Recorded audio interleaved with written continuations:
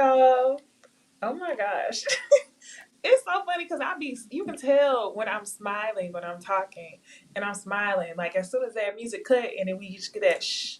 Okay, y'all. We back. It's another Thursday of Ooh Ladies First Panel. Y'all already know where to contact all of us. Email us at Ooh Ladies First Panel. Follow us on Twitter and Instagram at Ooh Ladies First. Follow, like, comment, subscribe, join the membership, all that stuff for all of our personal pages at Bondi Blue, at Jamie That's Me, and myself at Necey Dixon. And another thing, Jamie talked about this last time we was on her channel. We need to start posting the schedule again, I guess on a weekly basis, but for y'all that don't know, we rotate weekly, and the last week of every month is our break week, unless we say otherwise. But, all right, we're going to go ahead and get to the show. Y'all ready? Yes. Let's go. Hey. Ladies first. What's up, y'all? What's going on? Nothing. What's this, first Thursday of April? Yes. The first Thursday. Yes. April is here. The year is going by very quick. It is. Y'all, I'll be 35 next month. Oh my God. Oh my gosh. That's awesome. In my mind, I always think that you're 33 because that's when we started. I know. I'll be 35 in May. Forever young. Listen, I'm trying. She said. Okay. Am I gonna have to get Botox? I need to go get me a facial at the end of Okay, I do. For sure. I need Botox and give me some tight. I need some Botox. Okay. I'm getting a little Botox. I mean, I ain't gonna be mad at you if you get Botox. This is the thing. Botox don't make you look different unless you overdo it. So whenever you say, I've never had Botox, but I've seen people who've gotten it done. And I'm like, okay, this kind of makes sense. Mm-hmm. But I think whenever you say Botox, people be thinking like Housewives. Like, yeah, no. Yeah. I'm thinking a little poo-poo. You know what I'm saying? A little nip tuck. Listen, it wears off, doesn't it? Doesn't the Botox wear off? Yeah. Okay. So like it wears off. It ain't like, cause see, I saw what the filler does, and that's why I was like, no filler. Whenever people overdo the filler, who you talking about? Yeah, no, I ain't seen no pictures. Chyna, the only one I could think of. Girl, Chyna, I think something wrong with Ari Fletcher face. A lot of the girls, I think, look. Oh yeah, I forgot about Ari. It's getting swollen. They've been talking about Jada cheating. Jada Waiter, woo! I saw a TikTok of before and after. Yes, damn, Jada, you been through all of these changes. Plastic surgeon. Yes, that's why I was like, I don't want to do too much because I want my face to move. Like I want to age gracefully. You know what I'm saying? But ain't nothing wrong with a little, when the money come in, child. When the money, right? I can get my Housewives season 1 package. That's what I want. I know. Season 1 package without the body. I don't need the body. Right. I'll keep this little bit of fupa. After you return, you gotta. Okay, cool. Yes. You just look refreshed. That's all. Just all of a sudden, Wendy Osefo, bitch. What? Right. Bitch. Wendy looked like a motherfucking Instagram model. I see her on the beach. I was like, who is this? Oh, I saw that. She do look good. She looked good. She looked good. I was like, well, all right, girl. The Lord is not mad. Shout out to Messy Miles. So what are y'all drinking tonight? Pinot Noir. I meant to get me some more water. I'm on my last little. Oh yeah, that's your last gulp. This one you gotta throw the bottle back. A period, right? Exactly. What is that, buddy? This is a J-Lo Pinot Noir. Okay. Oh my gosh, why do I always do this to myself? I need a glass. I might need to get up and go get one later on. Girl, I had to start with one. Yeah. Okay. See, my problem is I get my bottle, I get my glass, and I'm like, okay, I don't want to move for the rest of the night just in case I need 2 glasses. And then we be talking, and then I look up. And it's gone. The bottle of wine be gone. Bottle of wine be gone by the end of the night. So I think that's what I try to stop myself from whenever I say, I'm just chilling on my water tonight, on my sparkling water. And I'm like, you know what, just 1 glass. I keep trying to not drink, and then by the end of the night comes, it's like, oh, the wine won't hurt. Right. The weekends is a little bit tequila shots and shit. But during the week, I don't want to do all that. I drink my water. I do my workout. And then by the time it's wind down, it's like, Yeah, a little bit of wine won't hurt. One or two glasses. It's a red wine. It's good for your heart. Right. Right. Exactly. Okay, I need heart health. Oh gosh. Okay, but speaking of wine, y'all, and speaking of alcohol in general, people are mad. They're calling J Lo a little bit hypocritical, or a whole lot hypocritical. One, because she just, I guess, broadcasted her new spritzer.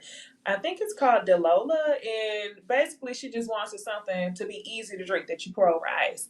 But the reason why people are mad is because she don't drink alcohol, and her husband Ben Affleck is a recovering alcoholic. I thought he was a recovering He is. And not too long ago, y'all, I remember being on TikTok, and I don't know if y'all seen the girl. Y'all know I be on TikTok, okay? We only 6 minutes in. I had to say that. I was on TikTok. And have y'all came across the white girl that does the lip reading or mouth reading? So she'll take. We old. I feel like I came across a a black lady that does the body language, like she can read like the body. Oh yeah, no, I know her. Girl. I know her. So it's a white girl that does it too. I wish I knew her name. Well, not too. She does something different. So basically, people send her video footage of celebrities, and they be like, "Can you repeat what they were saying?" And you have to send us that. Please. I have to find it and send it to y'all. But she's done a couple people. So being in J-Lo was at an award show at the beginning of the year, and there was a clip of her saying something to him, and she was mad. The girl broke it down on TikTok, and she was basically saying to him, "Have you been drinking?" Like, she was trying to make sure that he was not drinking, because everybody kept, that's the award show where they kept saying he looked miserable. Yes, I know exactly what you're talking about now. I remember that video. People were saying it was because he was fighting his sobriety. So now that y'all have like the context clues, I want to ask y'all, do y'all think that she's wrong for it? She claims that it's like her alter ego, who's very carefree. Her alter ego is who she calls Lola. So the drink is named after her alter ego, who apparently drinks when she don't. So wrong. I'm gonna give it wrong. And if this wasn't the case, like honestly, if she wasn't someone that doesn't drink and he wasn't someone that's kind of fighting an addiction with alcohol, then I would feel differently. It's just a business. Anybody can own an alcohol business, but specifically with her, it's a brand that's attached to you because you are your brand. So for me, it just kind of that's a good point. Money grab. It just seems like an unnecessary. Well, I don't know your pockets, J-Lo, but based on what we've seen, it seems like an unnecessary money grab. Like honestly, I don't know why she don't go back to doing jeans again, or you know what I'm saying? Not even jeans, because we don't buy clothes from. You could do a good line of jeans. For the girls with the booty again, like you did back in the day, and probably like charge cheaper prices or something like that, and people would eat that shit up. But outside of that, I would rather see J-Lo do like soap, lotion. You know what I'm saying? Like yes, like stuff that's more, like to her branding. And she is somebody that looks like they take really good care of themselves. So like anything that's lifestyle and all of that, that's the type of shit you want from J-Lo. I don't want an alcohol product from somebody that doesn't drink. Yeah, that's the only don't feel right. Because honestly, for me, I'm like, even though her husband is a recovering like alcoholic, I hate to say it, it's kind of like, to me, I'm like, okay, that's what he got going on. That shouldn't affect what you know what I'm saying? He might be a person that don't like fur. It's like, if he don't like fur, why I gotta not get my endorsement deal on fur because my husband don't like it? But it's you not even drinking it. So when you're being the brand of something, you want people to believe it because you're the selling product. You're the person selling it. So it's hard for us to believe that this is even good when you don't even drink this type of stuff. Like, I don't know. It's definitely giving money grab. Like, you could, like, you're J-Lo. You could do anything. You could have did a non-alcoholic beverage. You could did like some type of syrup that goes in the alcohol or something. Like, I don't know. Yeah, something. But you did this. I had an excellent non-alcoholic beverage at St. Nola, the video that y'all saw when me and Lyric went to go eat or whatever. One of those drinks was a non-alcoholic. We both got non-alcoholic beverages and they were so good. Mocktails. I was just like, oh my God. Like, they have been coming out with some really good non-alcoholic. Like, that's been a trend. I've been seeing it's some place, I don't remember where it is, but it's a bar, alcohol free. and they have all types of cocktails. I've been seeing so many videos like that. And then the other hack I've been seeing, because I stay on like herbal TikTok and all that stuff. Ooh, I hope they don't shut it down. Anyway, it's something, it starts with a K that people add to their natural drinks, and it's supposed to give you the buzz of alcohol, but it's not liquor. But you can't drink it long term because it's also bad for your livers. But like your liver, she definitely could have went the non-alcoholic route. She could have. Somebody said Cardi did whipped cream. Y'all, I literally bought a bottle of it, and it's just sitting in my refrigerator. I haven't tasted it yet, but I haven't tried it yet. I haven't. Whipped cream. Yeah, she could have did a whipped cream. Yeah, I think it got alcohol in it. Whipped shots. Yeah, I think it is alcoholic. It's vodka. But I was waiting for a really good, beverage for it. I ain't just want to be like, whipped cream and vodka in my mouth. But I wanted to wait for like a really good like Bailey's or something like that to put it on top. I'm sorry, y'all. I'm from New Orleans. I really love. You're not supposed to refrigerate whip shots. You lying. Is it in a whipped That's cream the name bottle? of it. Yes, it's in a whipped cream bottle. That's why I thought you should put it in the refrigerator. I ain't think I wanted that shit warm. Really? Oh, it's called Kava. The stuff I was talking about earlier. Kava. I've heard of that. Yes.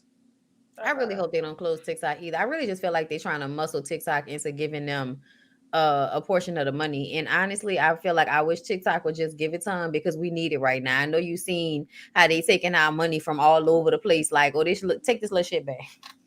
China, Brazil, all them was like Japan. Everybody's like, take this little shit back. I said, not y'all getting in line with Russia. I said, what is going on in the world powers? This is feeling scary.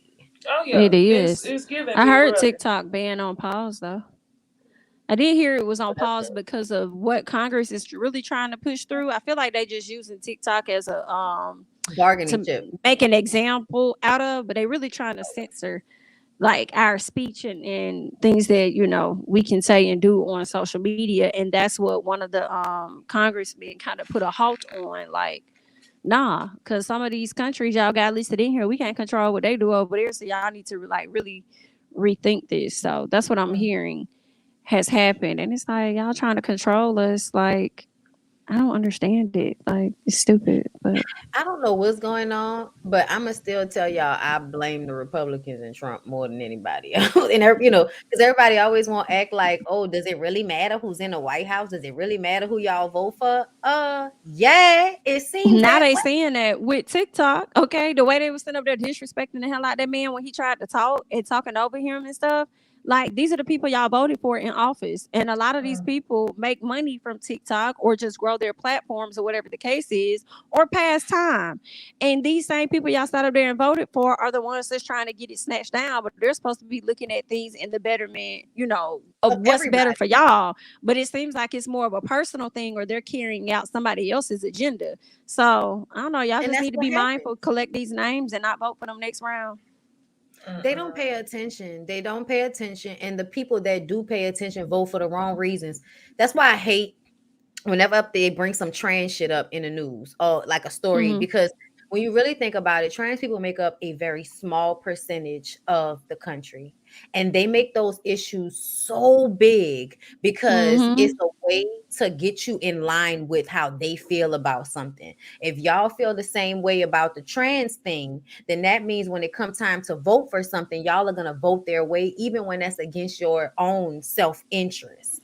And that's like, it really upsets me, especially like on social media, because you see how many Black people will jump on the comments and be like, oh, yeah, I agree with DeSantis on this. And it's like, yeah, no, but you shouldn't be. And that's the problem. Y'all want to control what everybody's doing when that ain't got shit to do with you. And the stuff that we really need them to be focusing on, nobody's talking about. Like, at the end of the day, like, do we really need more anti-trans legislation? No, we don't. To just worry about your own, right? Worry about your own exactly. And you know what else be sad is the fact that if it is 10 things that they got in order, they focus, just like you said, on like those 1 or 2 things, and they get you hooked on that. But you don't even see all of the other shit that you don't even align with that you're actually voting for and they be on some bullshit, and you be kind of surprised when they get in office. Like, what are you talking about? They really had that out there for us to see the whole time, but they blinded us with these two objects over here. It's crazy. They really use that conservative mindset bullshit to like control the masses. And it's so upsetting because it's like you have all of this information, we have all this historical context, and now somebody comes along and says fake news, and now everybody has lost their fucking minds. And y'all, I hate it here. They say Finland. Finland seems to have like a really good time of it over there. Y'all know they saying the Democrats be on some bullshit too. Oh yeah, I think both parties. Yeah. And when I'm talking about the Democrats being on some bullshit, Jill Biden. So, Ooh, and very.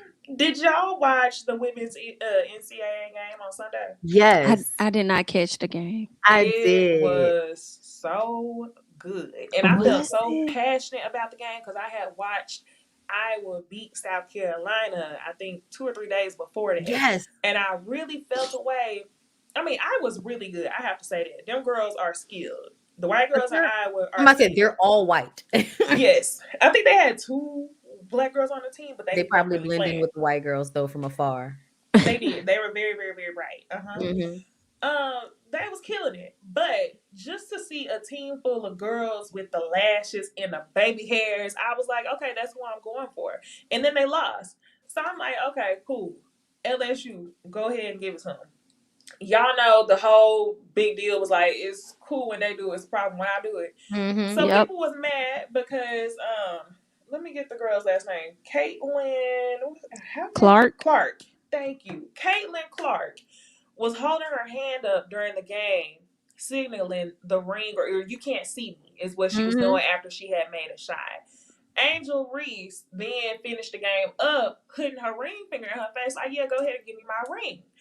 The people were upset.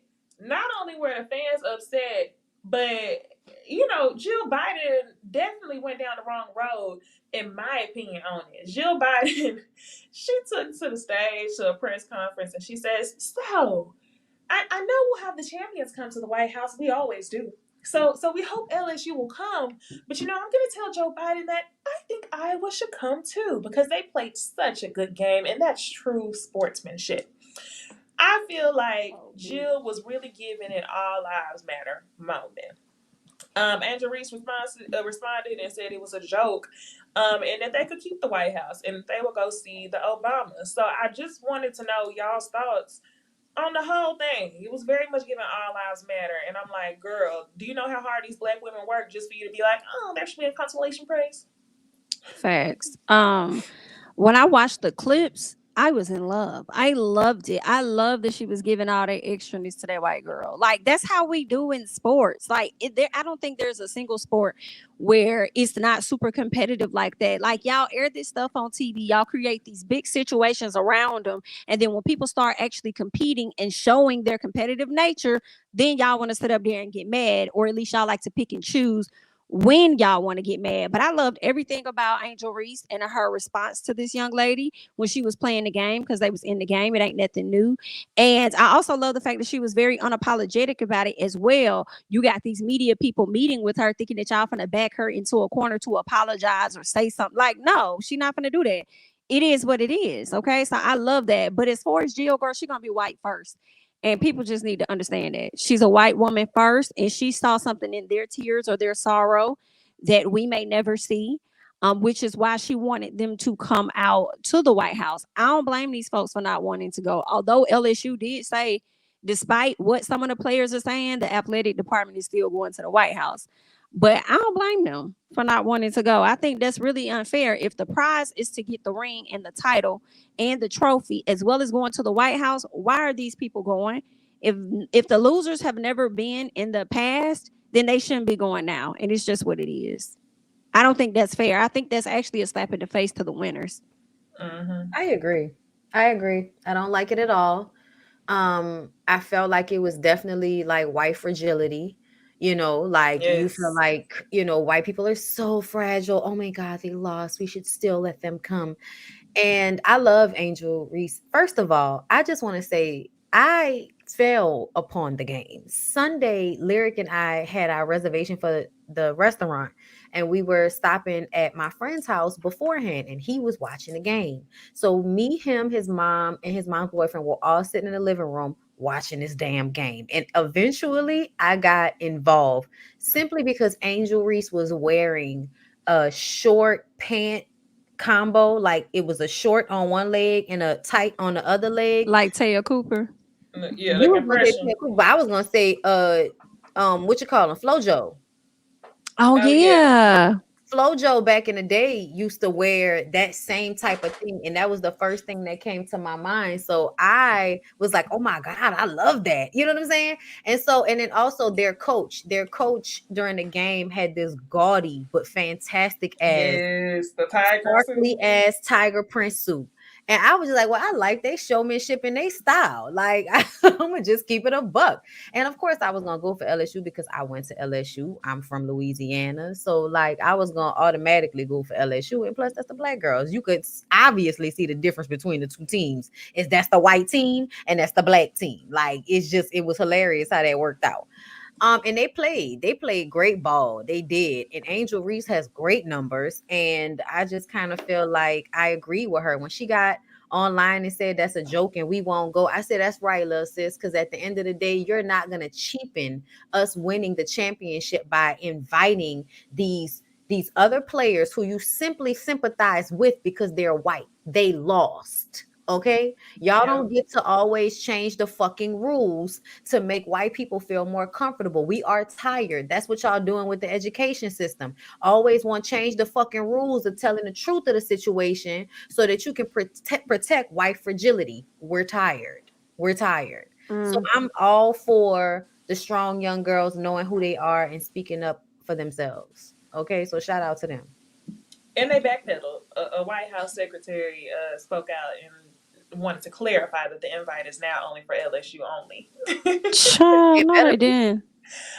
Thank you for She the spoke super out of chat. turn. She don't, in honesty, it feel like she don't even have the power to make that type of decision, and she was just talking on social media or whatever, which is why you shouldn't be doing that. Who, Jill? Yeah. She said that in the interview. She said that's Oh, for in the the home. interview. Okay, it was in Yeah, the interview, it but was a recording. I still feel But like does she make the decision for them to okay, come though? that's what I mean. I feel like she was just saying that, like, oh, I'm gonna see if there's something I could do, but I don't even really think that's up to her. Is what I mean. Mm. Thank you for the super chat. It says was more disappointed in Whoopi today on the View, low key shading Angel to defend Jill. These boomers really don't understand racism.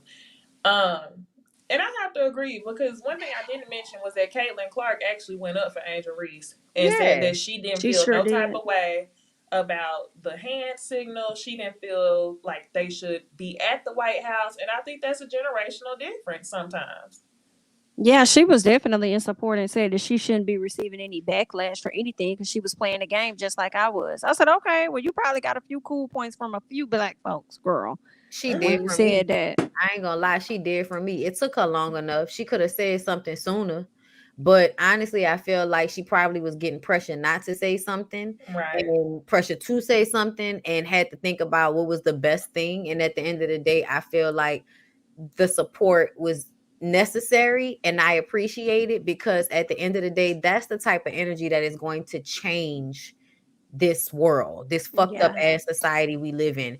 It's for white people to be like, I recognize that right now you want me to take hold of my privilege and grab it Yep. hold to my chest, but I'm not gonna do that. Yep. I'm gonna keep it a buck and say, nah, y'all need to leave her alone. I did the same thing and we don't deserve to be there. We did not win. It is what it is.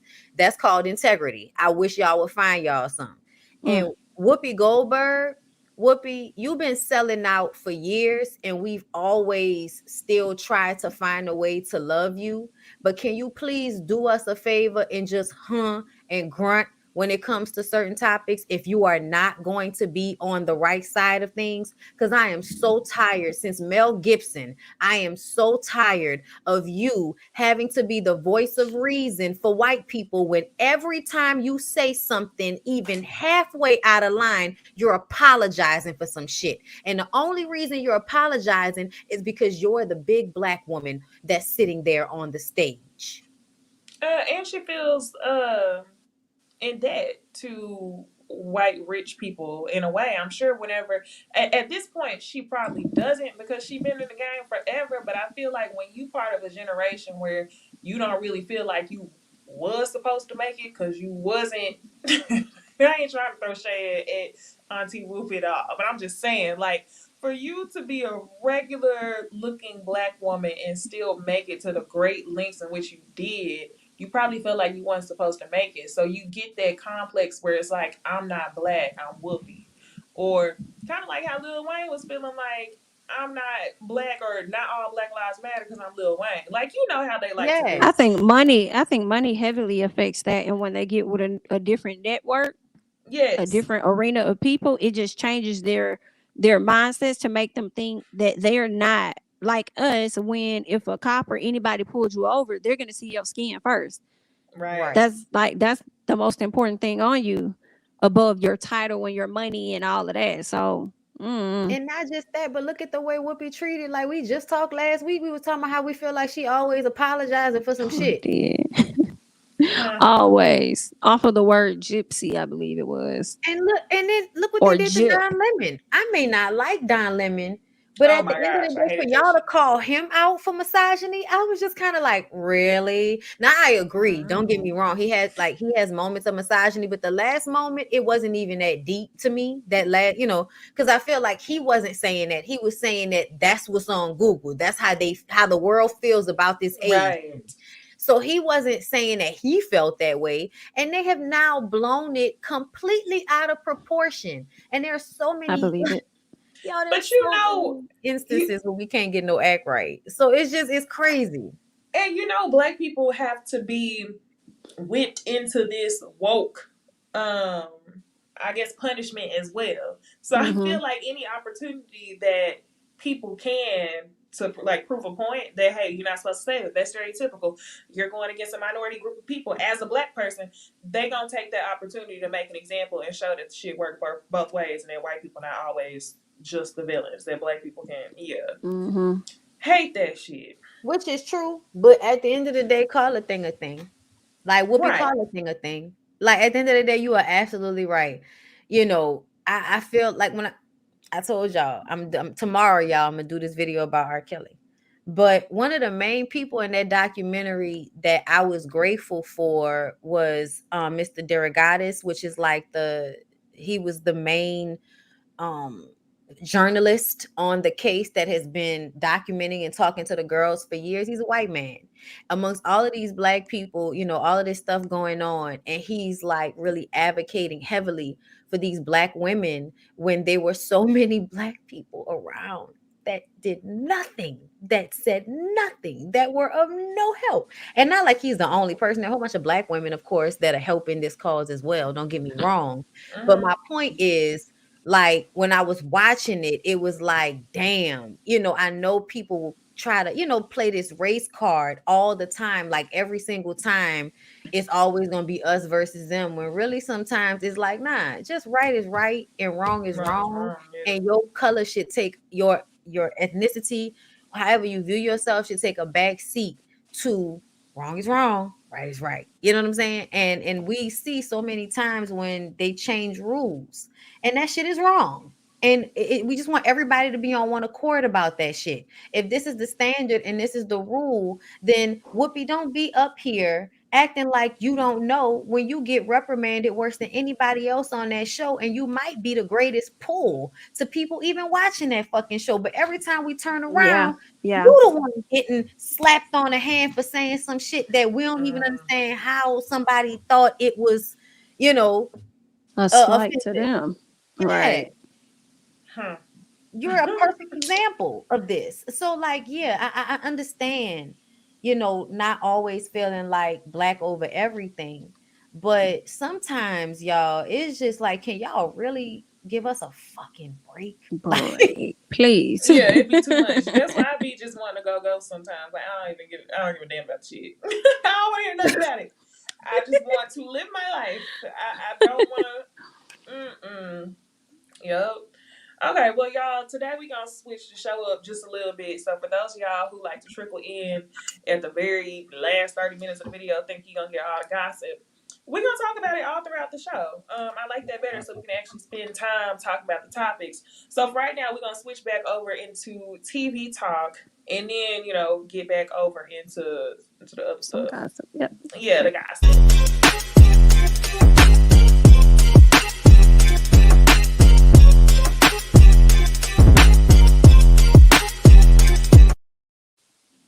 All right, so the pregame show we're going to talk about is Put a Ring on It. I thought that I was done with this show before the new season came on, but this new doctor really has me hyped. I think that it's a really interesting season so far, but the last episode really was centered around, what is her name, Duncan and Chance? Duncan and, what's the girl name? With the Dunbar. Chance. Yeah, Dunbar and Chance. Dunbar. I'm sorry, my mic was mine. Oh, I didn't see. Dunbar and Chance, the couple in the middle. So the girl with the blonde hair and the bald dude. And they did the damn fool. And I really just want to talk about the sit down that we saw Dunbar have with the doctor. Mm-hmm. And he expressed to her that he is verbally abusive. He said that. He said, sometimes I can go too far because of the things that I've been through. I suffer from anxiety, depression, and all types of other stuff. And he said that he ain't never told nobody that before. And I believe him because the fiance didn't know nothing, or the girlfriend at the time didn't know nothing. She didn't know that. So the doctor said, we'll try to get you some help. And he said, I don't want to hurt nobody no more. He was crying like it was scary because you knew that he was uncomfortable with his emotions, but he couldn't control his emotions. Mm-hmm. That's what I think is scary. Because, like, to see a man emote, it's kind of like, okay, cool. It's nothing scary about that. But the fact that you could tell that he couldn't control it, that was kind of, it was something really eerie about the scene. So, anyway, the couple go back home. They skip the meetup with the group. And then they eventually come back around and say, hey, we don't want to do this no more. We don't want to date other people. We got all the answers. You ain't got all the answers. We good. So the doctor says to her, did you know that your man told me that he don't trust you? That he don't trust telling you this information about himself? The girl goes off. Chance goes off. And is like, oh, so what are you saying? You saying I'm playing myself? She getting mad at the doctor. The doctor explains to her in a very, like, girl sit down type of way that no, I'm saying that you're giving yourself the short end of the stick by not going through the process. Y'all are taking the easy route out. And ultimately, they end up leaving. They popped up on Instagram this week, engaged. So it was, I don't know, it's a bunch of red flags everywhere. And he made me kind of nervous. The fact that he admitted that he can be verbally abusive makes me wonder what else he didn't admit. Like, does that mean that sometimes you can also be physically abusive, but you feel more comfortable dipping your toe in the water and calling it verbal abuse? I don't know. So I just want to know what y'all thoughts are on the couple and the secret that he told the doctor about his struggles, and them also leaving the show early. I think that's sad as hell that he would come this far to expose information that nobody asked him to expose. Like, he was willing to give that information up. I'm just trying to figure out what happened during that time frame for him to pull back so much that he, the way that he did. I guess because he didn't want Chance to know. Because even when the doctor was exposing things about him, Chance still looked a bit confused, like he still didn't have the conversation with her to let her know that he even broke down in front of the lady. So maybe that's why he didn't want to go through with the process further, but they really needed it. I didn't understand how y'all were there for 2 weeks. If y'all met up that much, and then now all of a sudden y'all got all the answers and y'all want to back out. Like, he needs help. Like, his whole demeanor of how he treated her when that dude came to the house was giving dad.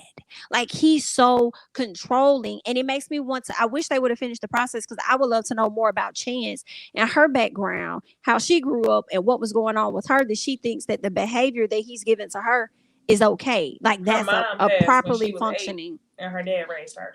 Oh, that's right. Her mom what? Her mom passed when she was 8 years old, and her Oh dad raised yeah. her. Okay, And yeah. her dad raised her. So I mean, maybe she was looking for another dad or something. Like I don't. That's interesting. They left too soon. They did leave too soon, and I feel like it's a prime example of somebody being somebody. She looked like she's already being abused in that relationship. She asserts herself in a way that is merely copying his behavior. Mm-hmm. But when they were being asked, what's the issue? Because you said that you wanted her to submit. She's submitting. She's doing the things you're asking her to do. So what's the problem? And now you break down and say that you're scared about hurting her because you have been abusive in previous relationships and you're scared that she's just going to leave. I'm just very confused on why they came on the show. Because if you felt like this man was so great, why didn't you just Yes. marry him when that's what he was asking? And if you really did want help, why did you fight Dr. Stacy so hard as if you didn't understand why she said you were betraying yourself? You understand why she's saying you betraying yourself. Stop bullshitting with yourself because you're in a Absolutely. situation where somebody's asking you to bend yourself into a fucking pretzel for them.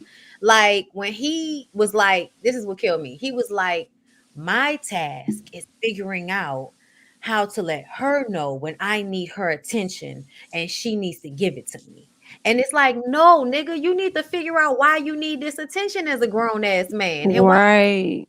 do it for yourself. See, that's the problem. Like, you don't even realize that you're asking something of her that is not her responsibility. You're supposed to be able to emotionally calm yourself at this age. So the fact that you looking at it like I just need to get it, I just need to figure out a way to communicate to her what I need for her to do. No, you need to figure out a way to not need her to do it. Like, hello. Yes. So they whole mindset around the situation seems wayward to me. I would think it was fake if it wasn't for the fact that they left. If they would have That's what I was thinking stayed too. and kept this shit up, then I would have thought that it was fake. Mm-hmm. But also, I'm glad that Dr. Stacy peeped that his tears were manipulation. She said to him, I feel like this is also you can control the narrative. And when she said that, I was like, she sees it, which was such a refreshing moment because how many times in previous seasons have moments like this happened and they've just skated over it like it's not happening? Like, I'm sorry, y'all, but Dr. Nicole used to make my ass itch when it She was came to good top. sometimes, but she wasn't consistently getting them. Sometimes it was giving, I'm here to make my check. Y'all can get engaged at the end of this anyway. Bye. Right. It really was given I don't care like it. But Yeah. some of the situations were so problematic, and you're supposed to be like a therapist in this situation. Like it's supposed to give you care some type of way, and that you want the betterment for the couple, you know, even if it means them not being together. And I feel like sometimes when people weren't supposed to be together, that wasn't necessarily communicated. Yeah. And this time I feel like Dr. Stacy was telling him, I'm not saying that y'all should break up, but y'all, you know, don't ignore what's going on here. And she got, why am I betraying myself? I was just like, sis, you gonna do all this when you the one that's gonna end up being in a fucked up situation. But that's how they act. And it's so sad, but that's how they act. But like you could tell he already got to her mind because Yes. of how she immediately went to the defense of him, like immediately. So did she say like, did you say this? Or she lying on you? Like Yeah, She one put she those point lied. of words view, in your like mouth. the Yes. doctor was the problem. And I'm gonna call them fake. I understand that they may have left the process, but the reason why I call them fake is because of the fake ass smile Chance would always give. Like everything Mm. is just fine, knowing that honestly, I feel like there is a bit of unhappiness there. You know what I'm saying? Even when she was Yeah. trying to kind of She like had a go cracked off on the smile. doctor, she kind of, yeah, she was like, it was just giving a facade. And the reason they left was because they knew after he tried to cry and manipulate the situation and clearly saw that it wasn't fully working on the doctor, they couldn't keep that shit up much longer. And I he think talked to her, that I'm sure, to pull out their process. I think that they was on the show for publicity initially. They probably had issues that they had never discussed because they both seem so delusional that they do not speak about conflict. I'm sure they got on the show And when she got them separate, that's when shit got real, shit broke. He was not supposed to come on that show and talk about him being verbally abusive. That's why I feel like when he was crying to her, the tears were real. Like, it just felt like it was so much that was bottled inside, and it was scary to me because that's dangerous. When men don't express their emotions and they have so much bottled inside, and all of a sudden it just comes out, and he's saying that he can be abusive, that's scary. That's why so many men need to be in therapy, and that's why majority of serial killers are men.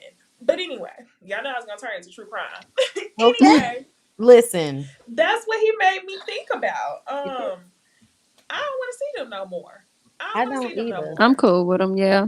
And we how didn't need fake is another it abusive situation. that the week that you leave the show, or the week that is premiered that you leave the show, is the week that you pop on Instagram engaged. Yeah. You should have popped up on Instagram probably 9 months ago when they filmed the show and didn't nobody know who you was. But right. You want people to see it.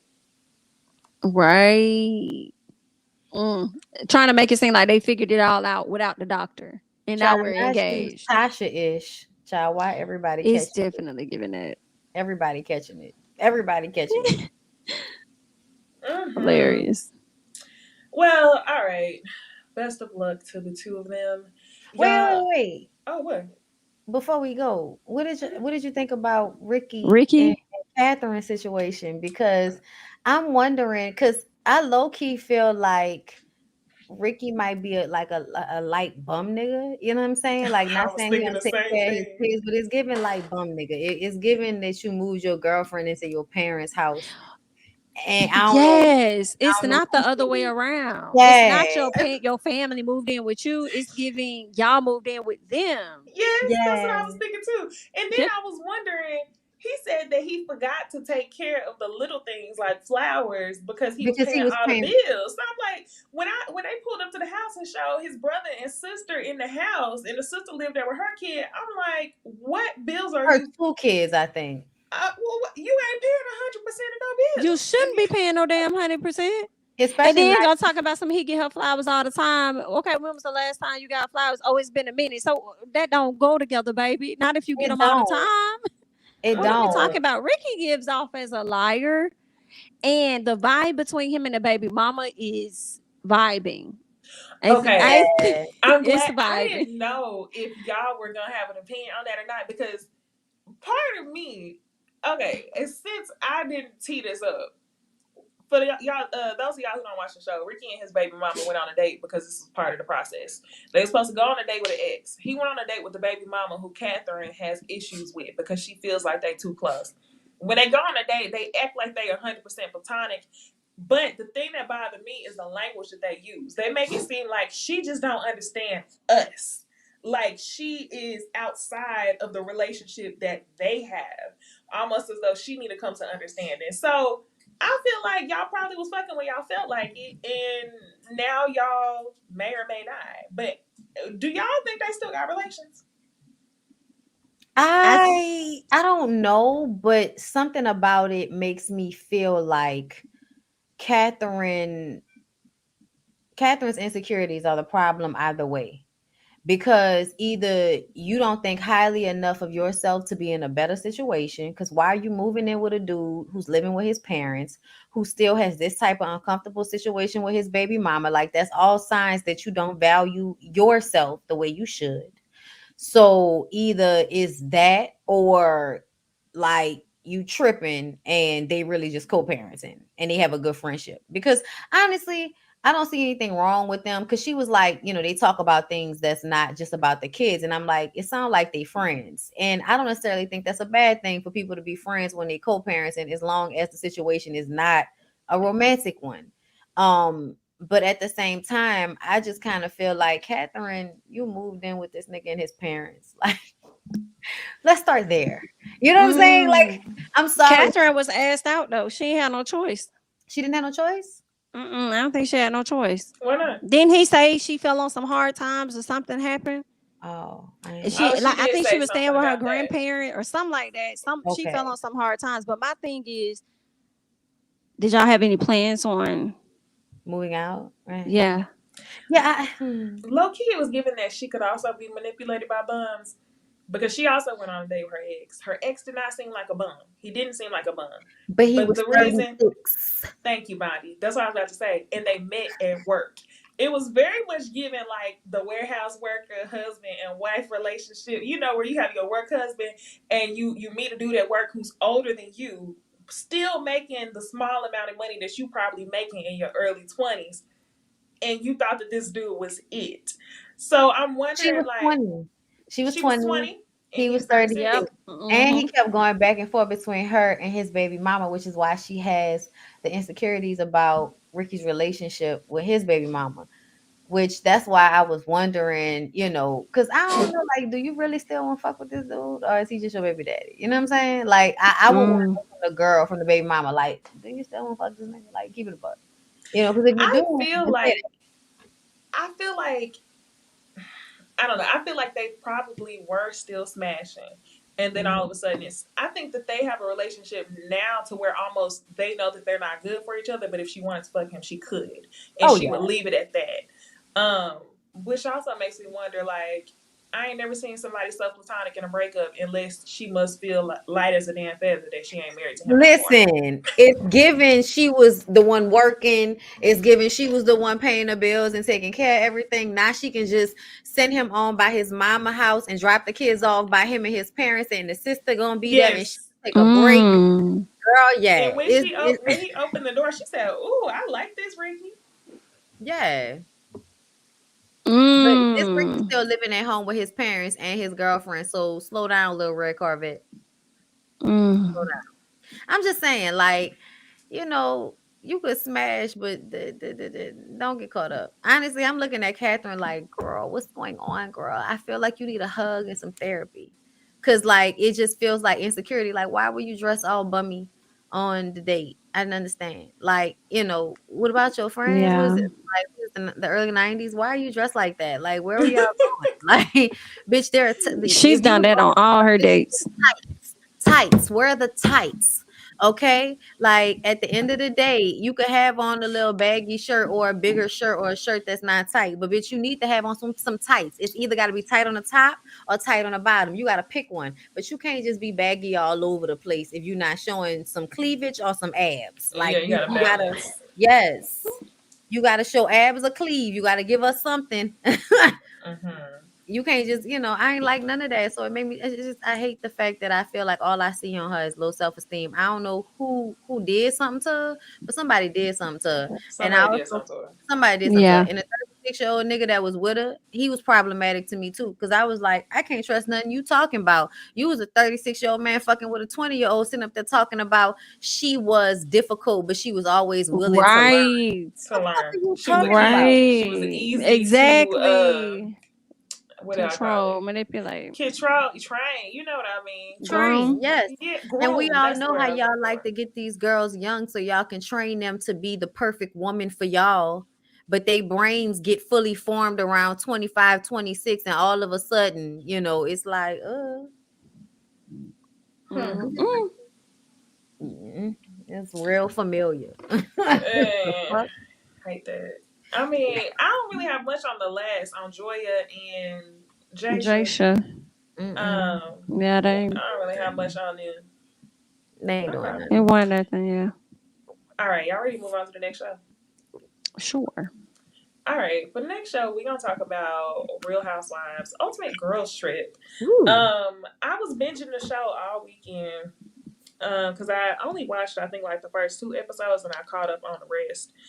And I was super excited about this cast when it first came out, but I also was uneasy because I knew it was gonna be some shit with Portia, Giselle, and Candace. I just knew it. And yes, they confirmed that this was after filming the reunion. So they ended up going to Thailand right after Candace started talking about Giselle's white adjacent looking ass. So they decided, if y'all haven't been watching, they basically decided just to play like they cool. So they really haven't been beefing at all. They've been playing real cute like they always do during the season. And Giselle mentions that this episode she's gonna bring up what Candace said to her on Potomac. So if y'all haven't caught up, catch up now so you can watch the next episode. But really, what I want to talk to y'all about is this feud that we saw happen between Portia and Candace. So Candace is saying in her confessional that she actually was excited to be on a show with Portia. She looked up to Portia because she was on the first all black franchise of Housewives, and she was hoping that they would get along. So she sits down at the dinner table with all the girls and she says, "Hey Portia, I want to say something to you. You know, I was hoping we would get along, but you didn't really know me, and it hurt me when I saw you on Bravo chat room, which is that thing they had during the pandemic her and Giselle was on. And you said out loud that your friend told you that I sued Monique in order to get the down payment for my home." She felt some type of way about it.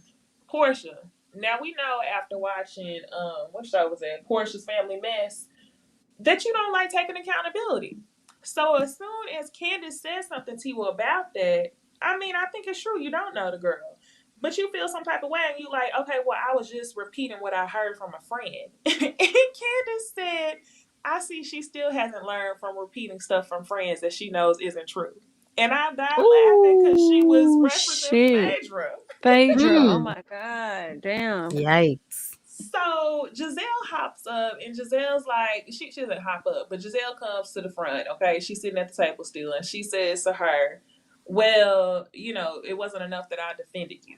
I defended you against Portia. That was the only time that me and Portia disagreed because I told her that you did not sue Monique to get the money for the down payment on your home. So all of a sudden, the argument goes from trying to hold Portia accountable for repeating some bullshit, and all of a sudden, it's an argument about whether or not Candace is grateful for Giselle going against Portia. Y'all, I'm tired of the show, okay?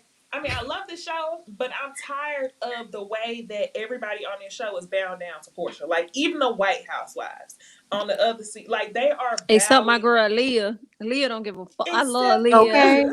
I like Leah too. I love Leah. But everybody is kind of just like, oh, well, what? Tell us what your advice is, OG. Everybody's like fangirling over Portia, and nobody's holding her accountable. People just want to beef with Candace. People want to beef with Leah behind Portia. So I don't know, y'all. What do y'all think about Giselle flipping the argument, taking it away from Portia and putting it on her? Because I feel like that was very strategic. And what do y'all think about Portia not taking accountability? Well, as you said, we know Portia never gonna do that. Okay, never gonna do that. You know, honestly, I feel like Portia's issue with Candace is from the fans.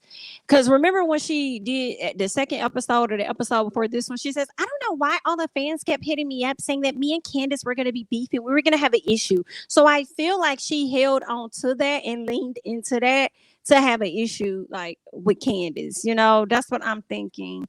And also from whatever information she heard from her friend Monique, she's not friends with Candace, so she only got whatever side Monique told her, and that probably tailored her way of thinking about Candace, on top of Giselle and Candace not getting along. So it's like, you must be a problem if two of my friends don't like you type thing. So that's the shit Miss Portia's on. She's full of shit. But anywho, Giselle, you're also full of it in my personal.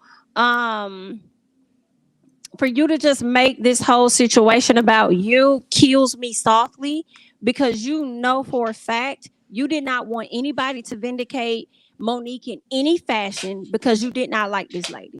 That's the reason that you backed up Candace in that moment. That's why. It ain't had nothing to do with you liking Candace. And you know, when Giselle is saying this whole, but I had your back, you're acting like I didn't ride for you. It made me think that she was trying to get Candace to see I'm really not a bad person, although I said the shit about your husband.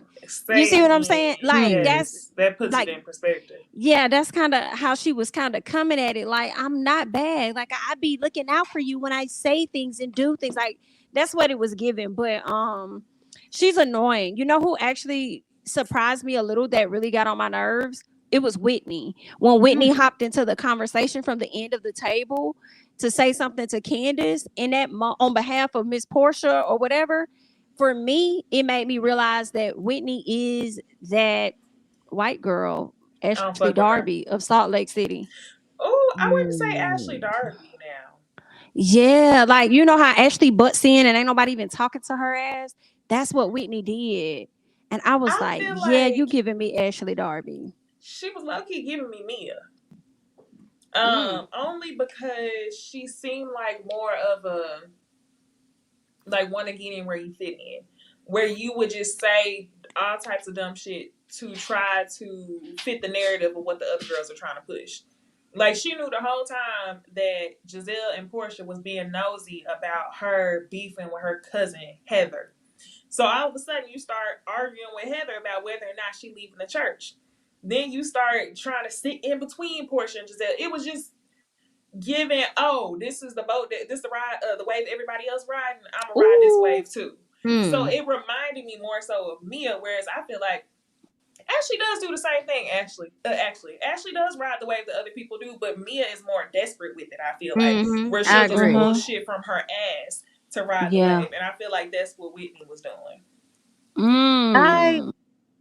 I kind of can't stand Portia a little bit.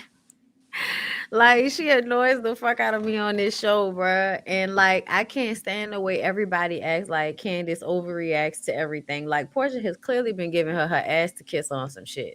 Like, on that first few episodes when she was speaking for Candace, talking about how Candace felt about the situation with Ashley, it was just like, bitch, you are wrong. Like, nobody needs you to explain anything. You can't even explain why you took that lady husband without a fucking problem. Yes, I didn't even talk about that. That happened this episode too. Or the last episode. And she took that shit so personal. It's like, what you thought? You thought you was gonna be able to come back on reality TV and want nobody gonna mention Simon? Girl, did you see how the other ladies didn't make it a requirement for her to talk about Simon either? Yes. They made it seem like Candace was tripping for asking her about Simon. And they like, oh, I would have took the man too. No, you wouldn't have. Because if she was on your show and you saw her as an equal, you would have dragged her ass up and down the street. The same way on Miami, how Alexia was trying to drag another woman for dating a quote unquote married man, only to find out he was never married. So we know that. Wow. Just some liars. And Portia, let's be honest, you really can't take Candace because Candace holds your ass to the fire like Kenya do. And it's that familiar territory for real. Because Candace was eating you up on that boat, though, when she called you out for gaslighting her. I was like, well, you better go ahead then, Miss Candace. She can't take that. Because that's what Miss Kenya gonna give you. Okay. I like the fact that Candace reads to no end. I'm here for it. And I'm really, really annoyed with just the way everybody kissing Portia ass. Like, and I also hate the way she be making me like her. Like when she was throwing mud and shit on everybody and running around. That's true. Like, she has a likable side. She's so fun. Like she'll make a boring moment fun. And that's what I do like about her on the show. But there's a level of like narcissism about Portia that really irks my spirit. And then the fact that she's friends with Giselle, like, really. Yeah, I can't take them together. You know, I sent a tweet earlier. I said, can we stop this jizz and pour confessional? Because I'm finna start calling y'all poor jizz. You calling Leah poor Leah. Yeah, I'm finna start calling y'all poor jizz every time y'all ass do a confessional together. Like, what makes them the girls to do a confession? Like, I don't even know if we seen Marisol and Alexia do a confessional together. I love how they did not edit out that Portia called Giselle a white black girl. Did y'all? I caught that, and she was like, her parents were black. Everybody was mad at Portia. I mean, not Portia, at Candace for saying that Giselle, you know, your white looking ass. And then we get on Real Housewives Ultimate Girls Trip, and Portia says, "Oh well, you're not like black like a black girl. You a white black girl." Ooh. And she laughed it off. So where is the uproar? I cannot. The uproar is not uproaring. It's not enough for me. But I don't know how many episodes are left. I think it's 3 left or something like that. I don't know either. I'm gonna keep watching, but I ain't got nothing else for that show, do y'all? Not that I could think of. Okay, we're gonna jump into some more gossip, but not after y'all like the video.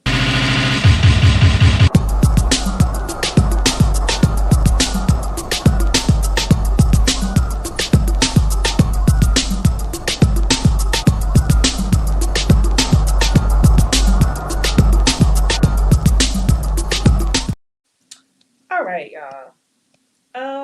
I wanted to talk about this. We took a week off, so this is a little bit old, but we ain't talked about it, so I want to talk to y'all about it.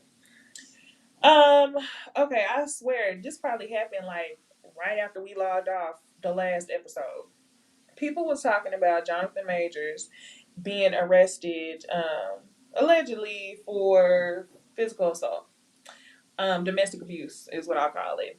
Assault. I don't know. I think it's domestic assault. Abuse is like repetitive. Anyway, y'all. People were speculating on if this was the white girl or what. Him and his girlfriend got into an argument, but people really didn't know much beyond that. Jonathan's lawyer spoke to the public and was telling people, all charges are going to be dropped and that he was going to drop more information showing his innocence. So this is where these text messages were released, and I wanted to read the text messages and get y'all's thoughts and opinions on.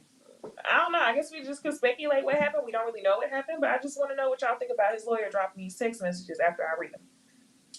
Okay. So, text message from the girl says, text message from Jonathan says, "Did you leave the keys? Goodbye." She says, "Please let me know you're okay when you get this. They assured me that you won't be charged. They said they had to arrest you as protocol when they saw the injuries on me and they knew we had to fight. I'm so angry that they did, and I'm so sorry that you're in this position. I will make sure nothing happens about this. I told them it was my fault for trying to grab your phone. I only just got out of the hospital. Just call me when you're out. I love you."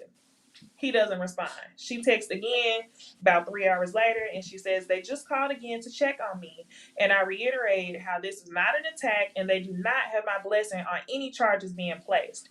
I read the paper they gave me about strangulation, and I said point blank this did not occur and should be removed immediately. The judge is definitely going to be told this. She assured this to me. I know you have the best team and there's nothing to worry about. I just want you to know that I'm doing all I can on my end. I also said to tell the judge to know that the origin of the call was to do with me collapsing and passing out and your worry as my partner due to our communication prior, out of care. She promised that all of this will be relayed." So, these text messages don't really help Jonathan, in my opinion. When I read the text messages, I was like, wow, it's giving victim.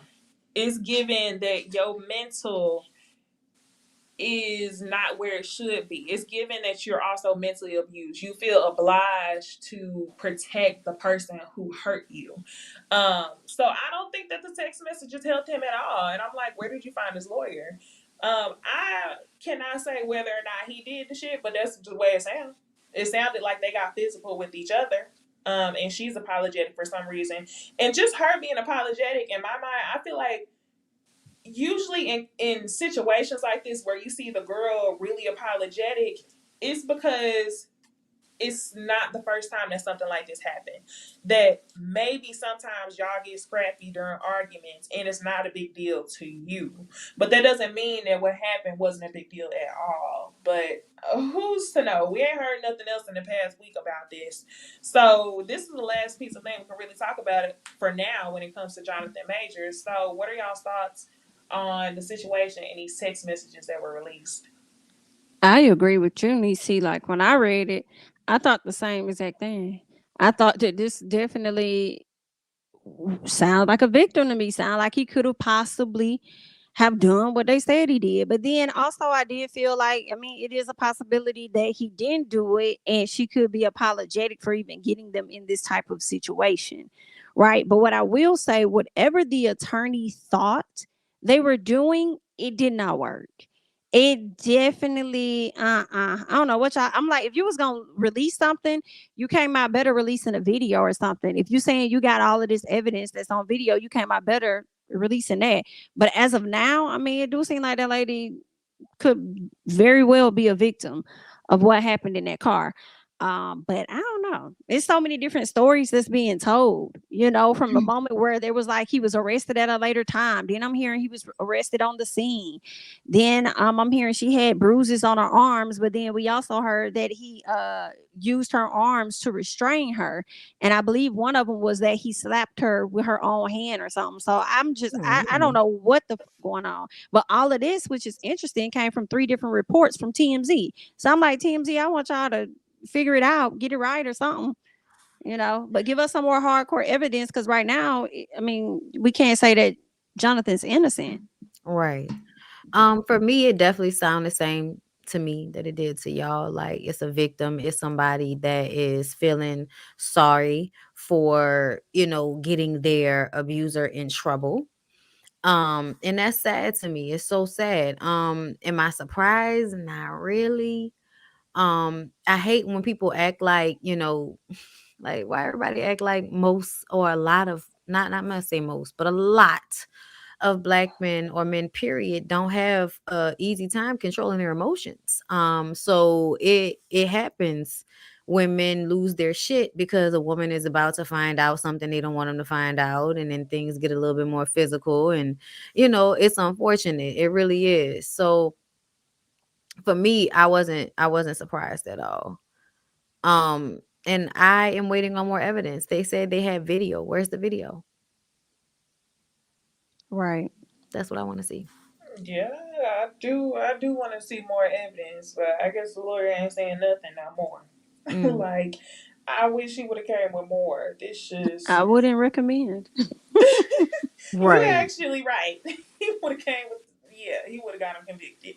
Um, I hate the whole situation. I just, man, I will say, whenever this first came out, I was like, I don't know if I believe it. And then as soon as the lawyer did posted it, I was like, sound like he did that Hmm. shit. Hell yeah. Ooh, okay. So y'all, the other thing I want to talk about is a trending topic. It's been trending very often, and I'm like, why? Not in a bad way, but why?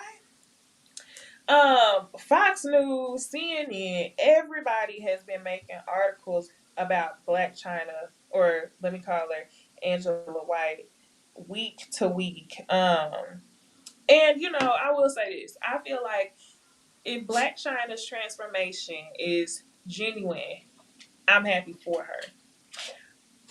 But why are we reporting every single moment? Like, first it was the fillers being removed, which it Hmm. don't look like all of them were removed. But either way, first it was the fillers being removed. Next, it was her saying that she was turning her life over to God, but she still was gonna have sex. Next is her Oh, saying she that said she that? can't. Yeah, Yeah, she that said was that. recent, right? Uh huh. Next is her saying that she can't wait to get rid of her acrylics. And Girl, then now she got a doctoral degree from a theological Bible college in Sacramento that people saying she paid for. Yeah, doctorates. So if this is genuine, I'm happy for her. But I also feel like I don't know. I haven't seen nobody on the internet say this. I know we talked about it last week, Bonnie and Jamie. I kind of feel like part of this has to do with the publicity still.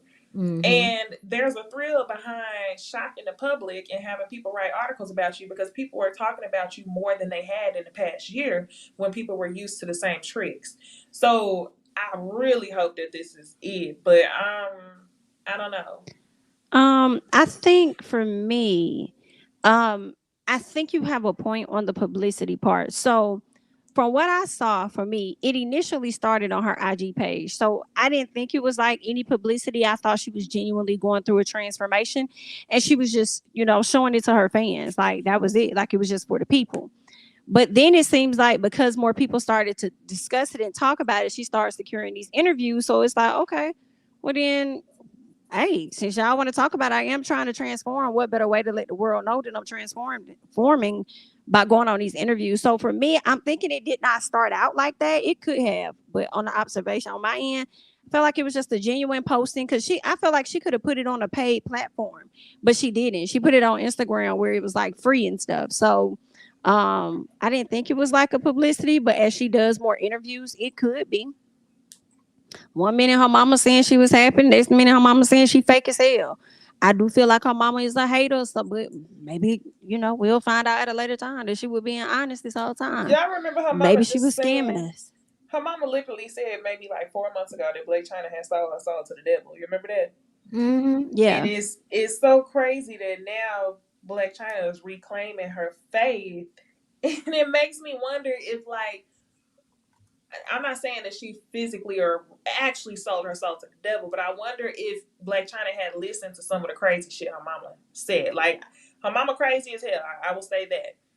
But I wonder if there was like just a small layer of truth to it that Blac Chyna could agree to, and that kind of helped the process. Mm. I have always felt like something was wrong here. I think whenever people decide they're gonna give their life over to Christ, after acting an ass for years, I don't think that's a good sign. I don't think she said anything about going into therapy. It just seems like a whitewashing of Blac Chyna, which is then turning her into Angela White. When I saw her on Fox News this past week, I was just like, bitch, why are you on Fox News right now? Like, what is this? What in the Stacey Dash is going on here?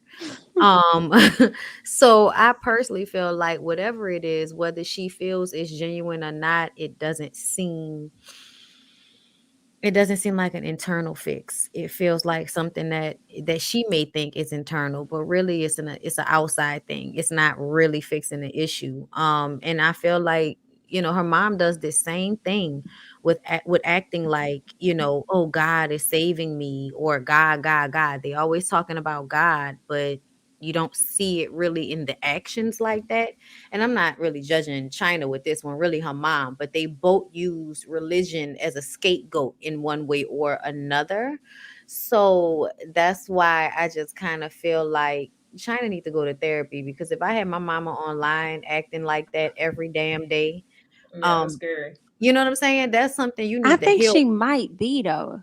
I think she You think mentioned so? either on the yeah, she mentioned it on either TMZ or Tamron Hall's interview. One of the two, I believe she mentioned that she is in therapy or has been in therapy. One of the two. Yeah, I just saw the church route, and the church route is scary because I feel like if you already lie to yourself, going the church route is only going to make you lie to yourself more sometimes. Like, not all the time, but it does give more space for the cognitive dissonance. And she seems to already kind of, go somewhere else in her mind. Like, look at the first picture. Like, you know what I'm saying? And then, oh, I'm getting filler out of my face, so now I'm happier. Like, what? Like, these are physical fixes to like your long-term trauma, which honestly I feel like we shouldn't even really be seeing if it's real. You know what I'm saying? I'm glad you called it trauma, because that's what it is. That's what it feels like And with what her. she's been through. Yeah.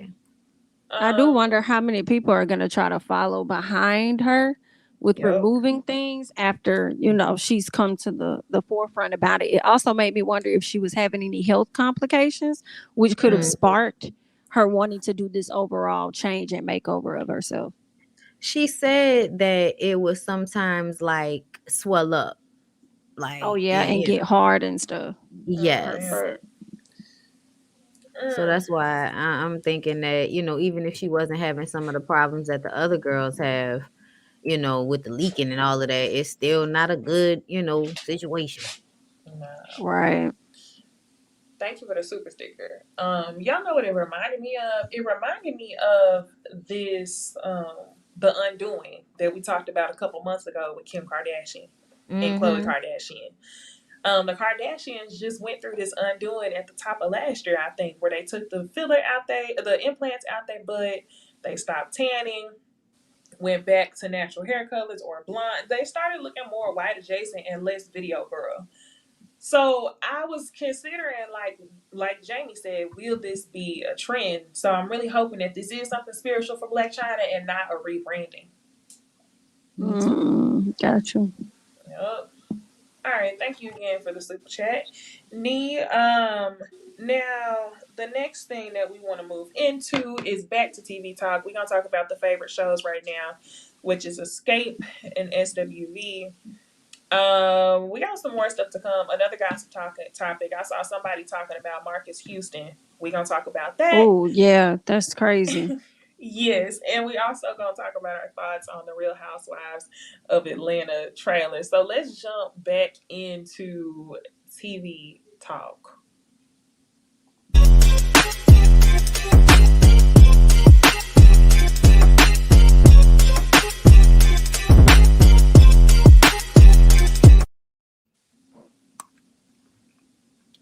I low-key forgot which graphic I'm supposed to be pulling up. It's okay. I was like, where's the graphic? Here go. I said, what TV show we going to? Okay. Escaping SWV, y'all. I've been loving this show. I didn't think I was gonna love it as much, but I really have been. And I feel like I would have loved the show regardless of if all this drama was happening on social media at the same time or not, because it's just a good show. True. It was two main things that I wanted to talk to y'all about. Y'all let me know if I missed anything. Number one was Xscape confronting Latasha on Rocky getting a kickback on booking them for shows. Number two was SWV want to close out to Week. Since they already agreed that they was going to co-headline, they at least want to finish the show with the biggest song. Was there anything else that happened that I missed? I don't think so. I think that was the main thing. Yeah. Okay, so let's talk about this scene of the ladies confronting Latasha. And Latasha saying, "You gonna believe text messages? Well, that's not me. That's not me." And Candy's like, "Y'all are one." To add a little more context, if I didn't tee it up enough, the girls find out from hearing from somebody that Rocky has been making essentially a commission every time that they get booked for a show or an appearance, because he is working with somebody who is in the business. He books them for shows, and he tells Rocky, if I get them, I'll give you this much of my cut.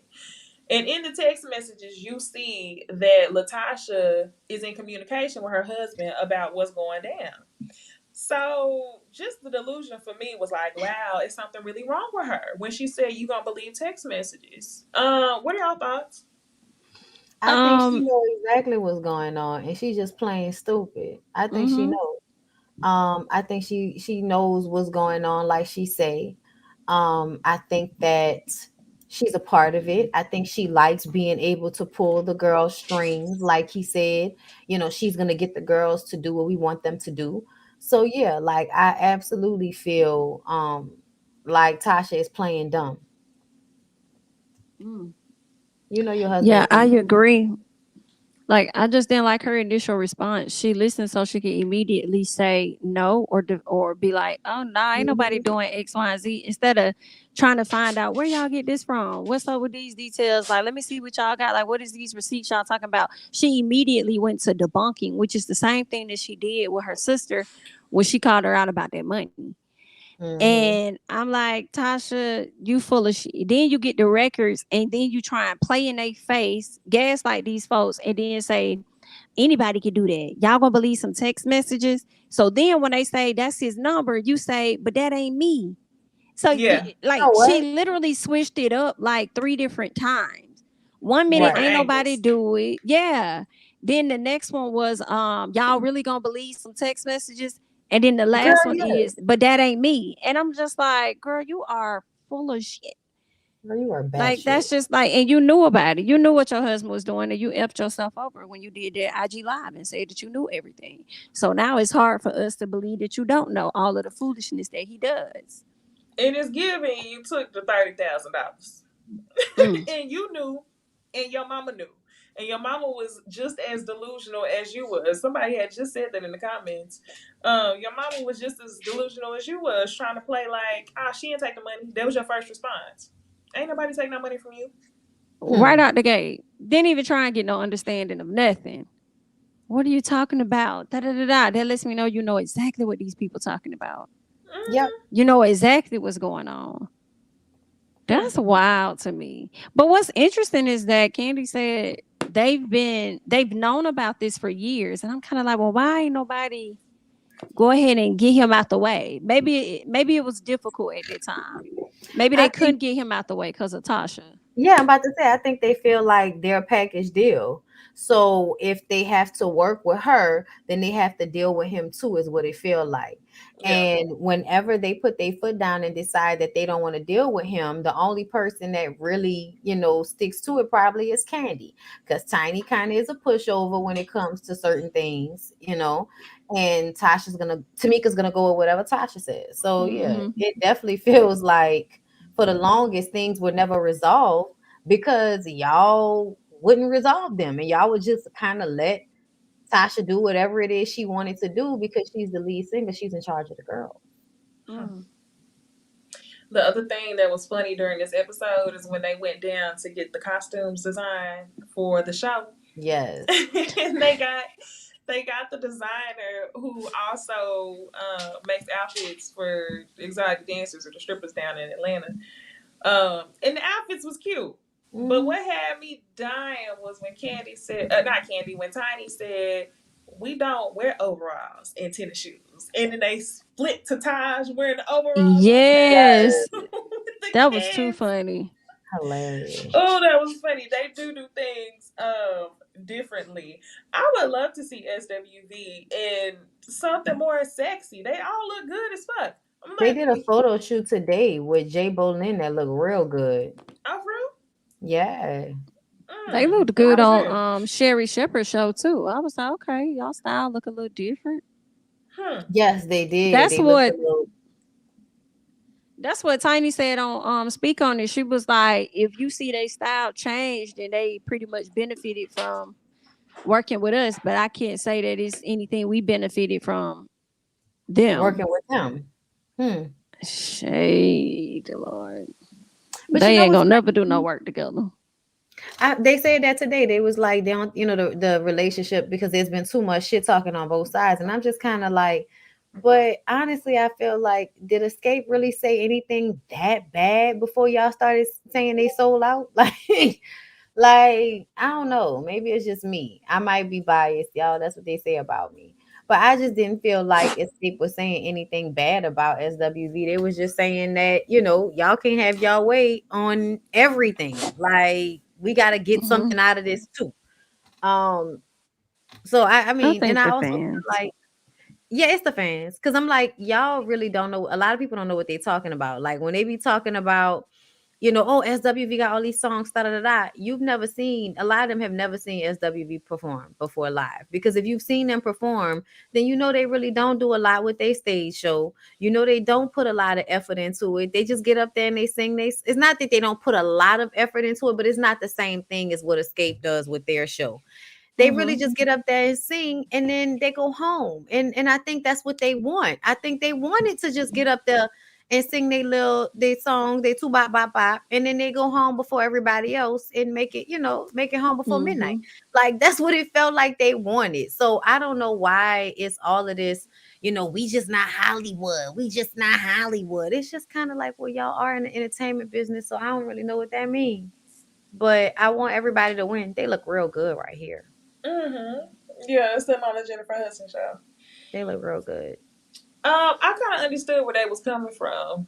I just wish that this issue of, I guess, like this power struggle would have been discussed because it kind of felt like SWV SWV was trying to stay cool when it came to the whole co-headlining situation or who gonna headline, who gonna open until this episode. I feel like they have a right to feel the way they feel. I understand where Candy is coming from, but to be honest, if I was a part of SWV, I would feel exactly how they are feeling. Like, don't try to play me. I would feel like that. The co-headlining thing was fine, but when it comes to closing the show, I feel like at this point, do it really matter? At this point, I don't really feel like it even matters who really closes the show. If y'all have agreed to co-headline. Here's the thing though.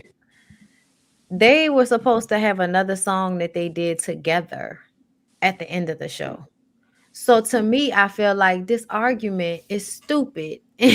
Like they were supposed to sing another song together. It was gonna be like understanding weak, weak understanding in a song they did together. So they were gonna close it out together at the end of the day.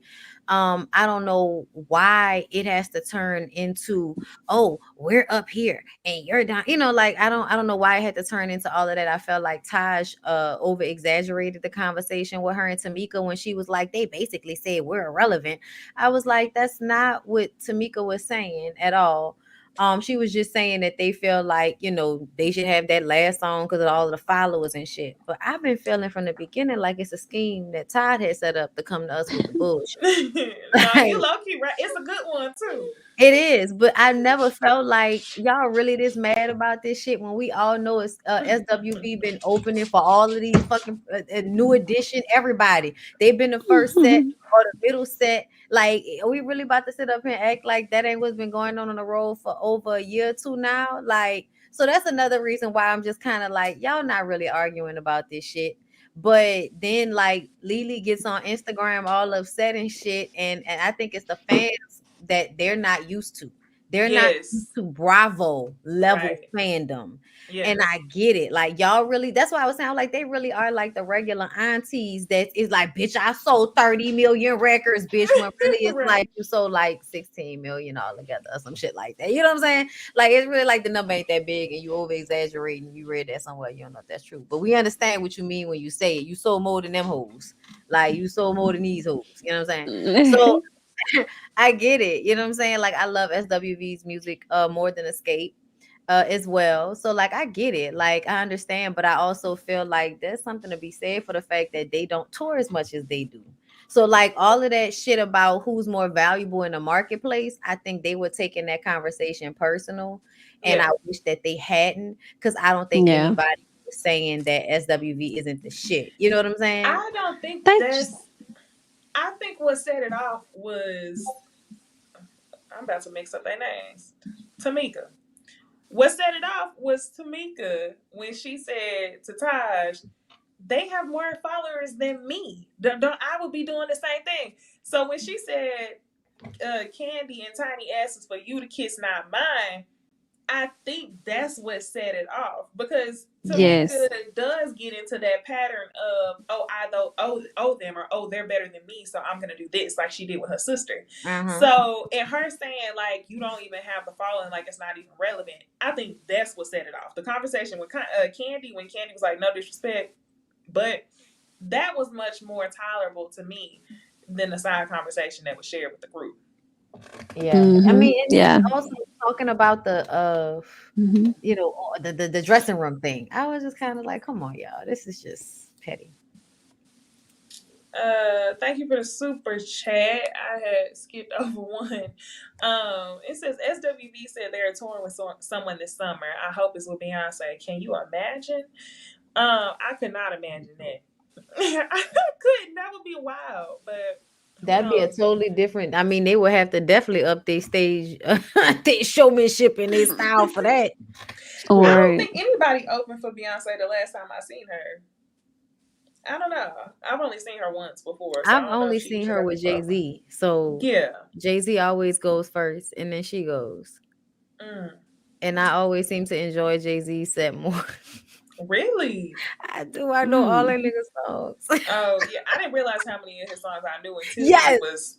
Yeah, that That's what was happens. Like you be surprised. You be like, oh shit. like Like damn this hit. Mm-hmm. yes, you be surprised. Whereas what I feel it would be, you know, like what the set list gonna be, you know the songs, you even know like we're gonna do the single lady choreography or whatever, Yes. but with Jay-Z, I think every time I see him, I somehow end up being surprised at how much I enjoy it. It's crazy. Yeah. And then another super chat from Seriously though says SWV has never said that they make more money than Escape or Headline over them. That was the point. They won't address that though. Hmm. Because they auntie mad. Y'all know how y'all older aunties get all upset about something and they get all in their feelings so they won't listen to reason. And you be like, but auntie, da da da da da. I don't care. I don't care what they say. You ain't about to make me feel no type of way. Da, da, da, da. Like that's what they remind me of. Like the older aunties that just can't deal with the fact that, yeah, we know y'all are SWV and that's great. But we talking about a live performance show. And in a live performance show, y'all can say what y'all want to, but live performances are more dynamic to watch than SWV on stage doing a 1 2 3 step, 1 2 3 step, and then getting off stage. Like, I'm sorry. Like, I wish it wasn't like that, but it is what it is. They obviously spend more money on the show, and it makes more sense that they would because they got people with more money that's there. So Right, to do it. y'all are making sure y'all tour so y'all can get y'all money so y'all don't lose out on money the way y'all did when y'all broke up. So y'all are working kind of harder, not smarter in some respect. And they're kind of working smarter, not harder, because we're only going to tour certain dates. We're not going to oversaturate. We don't need the money, so we're not going to have to tour as much. So I think that's a part of it as well. But if everybody wants to keep arguing about the songs, like, that's stupid. We all know that they have better songs. They were under RCA, like they were under So Def, which is no disrespect. It was an independent label at the time. There are a lot of differences between these two groups when it comes to, like, yes, I love this look. Yes, this is what we want to see, bitches. This is what we want to Taj. Oh my god. I know, right? Give us Stunning. waist. Stunning. Everything. I love Coco hair. Like, I love this haircut on her because y'all know I get tired of them wearing them, like, them heavy looking wigs. The like long bust down. Every time you turn around, that's all they got on. So this looks real, like, I like my self-grown woman. You know what I'm saying? Good. I like this. They look good. Okay, y'all. 2 more topics. Go home, Roger. Let's get into that hairline, sir. That hairline. Me and my wife's situation is a little different. You know, how we met. You know, through mutual friends and everything like that. You know, when I met my wife, she was 17.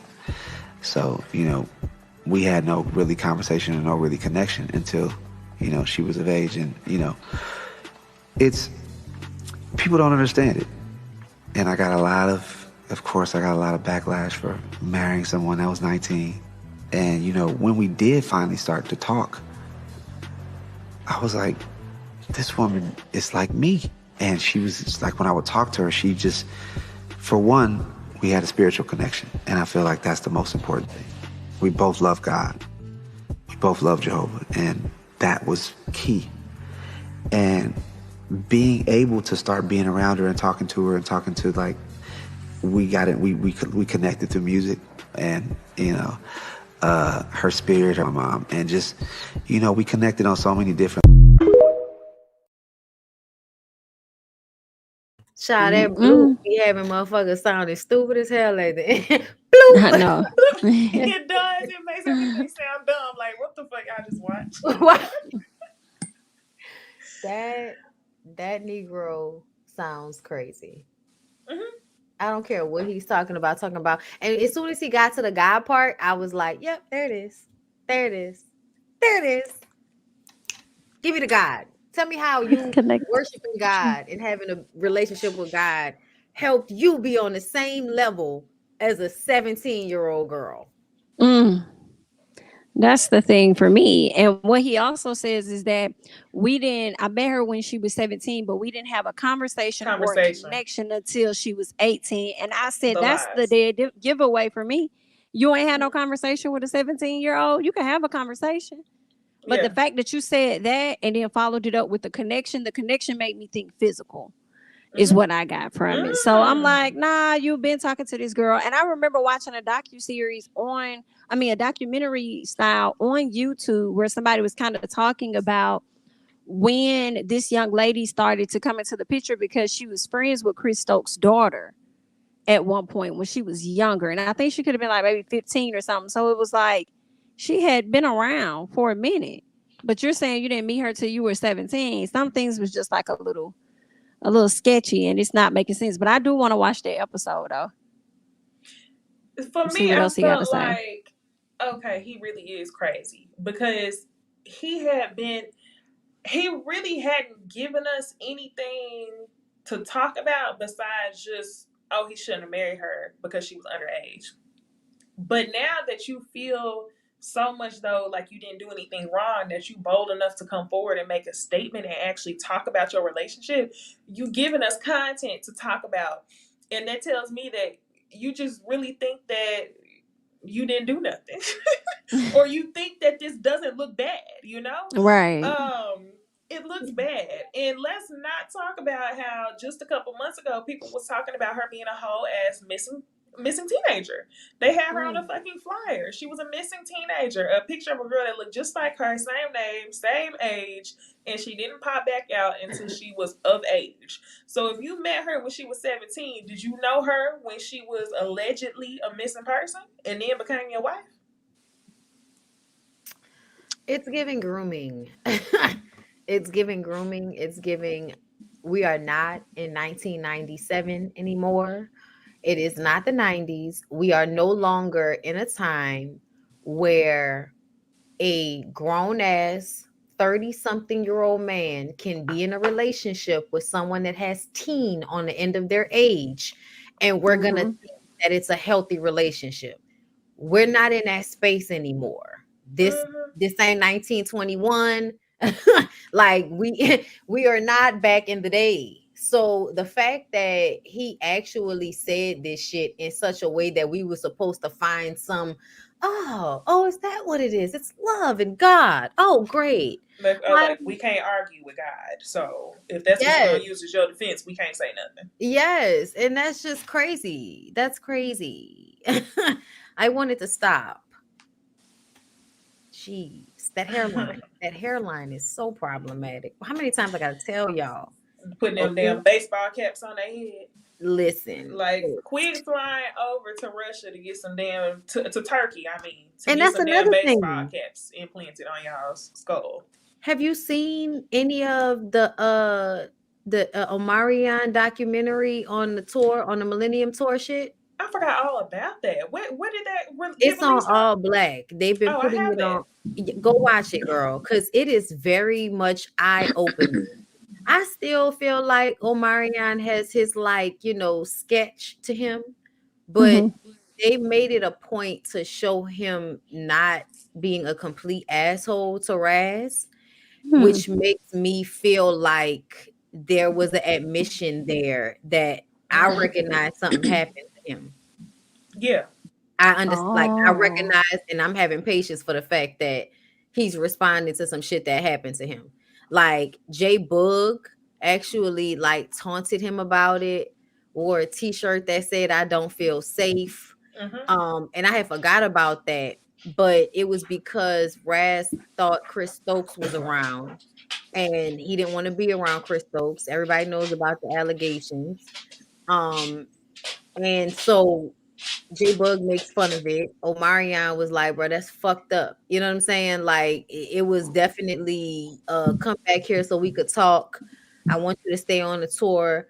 Come back so we could talk type thing. He was really like watching Omarion try to keep it together. Like during all of this, it kind of made me look at him a little differently.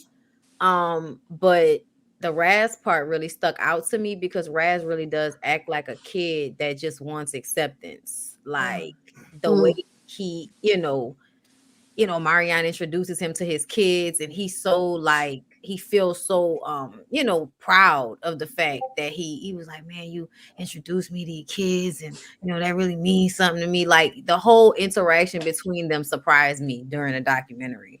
So if you get a chance to check it out, you should.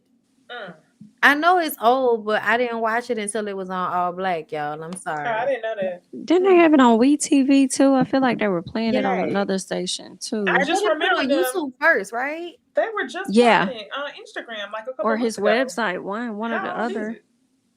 Like, I'm sorry, y'all. I be watching stuff in my own time. I'm sorry. Right, especially since you got to review other shows on time. Yeah, like shit come out every week. You got to be on there. Like this R. Kelly shit. Like I was supposed to review this shit yesterday, and watching this last part, it made me go back and watch the second part because I ain't watch it. And yeah, like you take a lot of time to sit through all of that shit. It do. I just finished watching episode 8 of Love Is Blind. Oh yes. Oh yeah.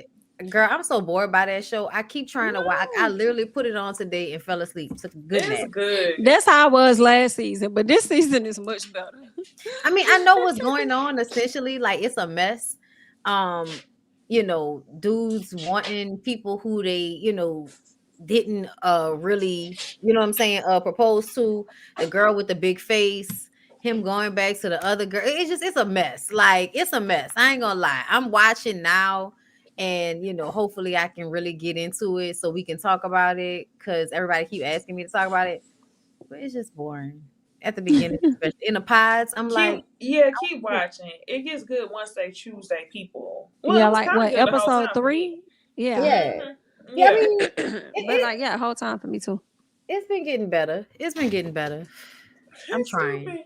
God said this is in reference to Marcus Houston and his wife. God sitting up there like, now see how I get dragged into this. Exactly. How y'all brought me into this. Let me read these super chats. Thank you, CJ. I always looked at him sideways ever since Razby's story came out years ago about him. I am Diva Nicole says Chris Stokes pedo introduce you to a child. Stop it. And then Oh Hey Nay said, I need to know what Maya said that was so profound to make Roger believe she was a wife material within 11 days. She didn't use Sierra's prayer. Oh Lord. Oh Lord. Oh. It's giving someone found a really ripe victim. Yeah. One that was missing. Yep. Dum. I remember finding her page before they got married. Y'all know how y'all just be, I don't know.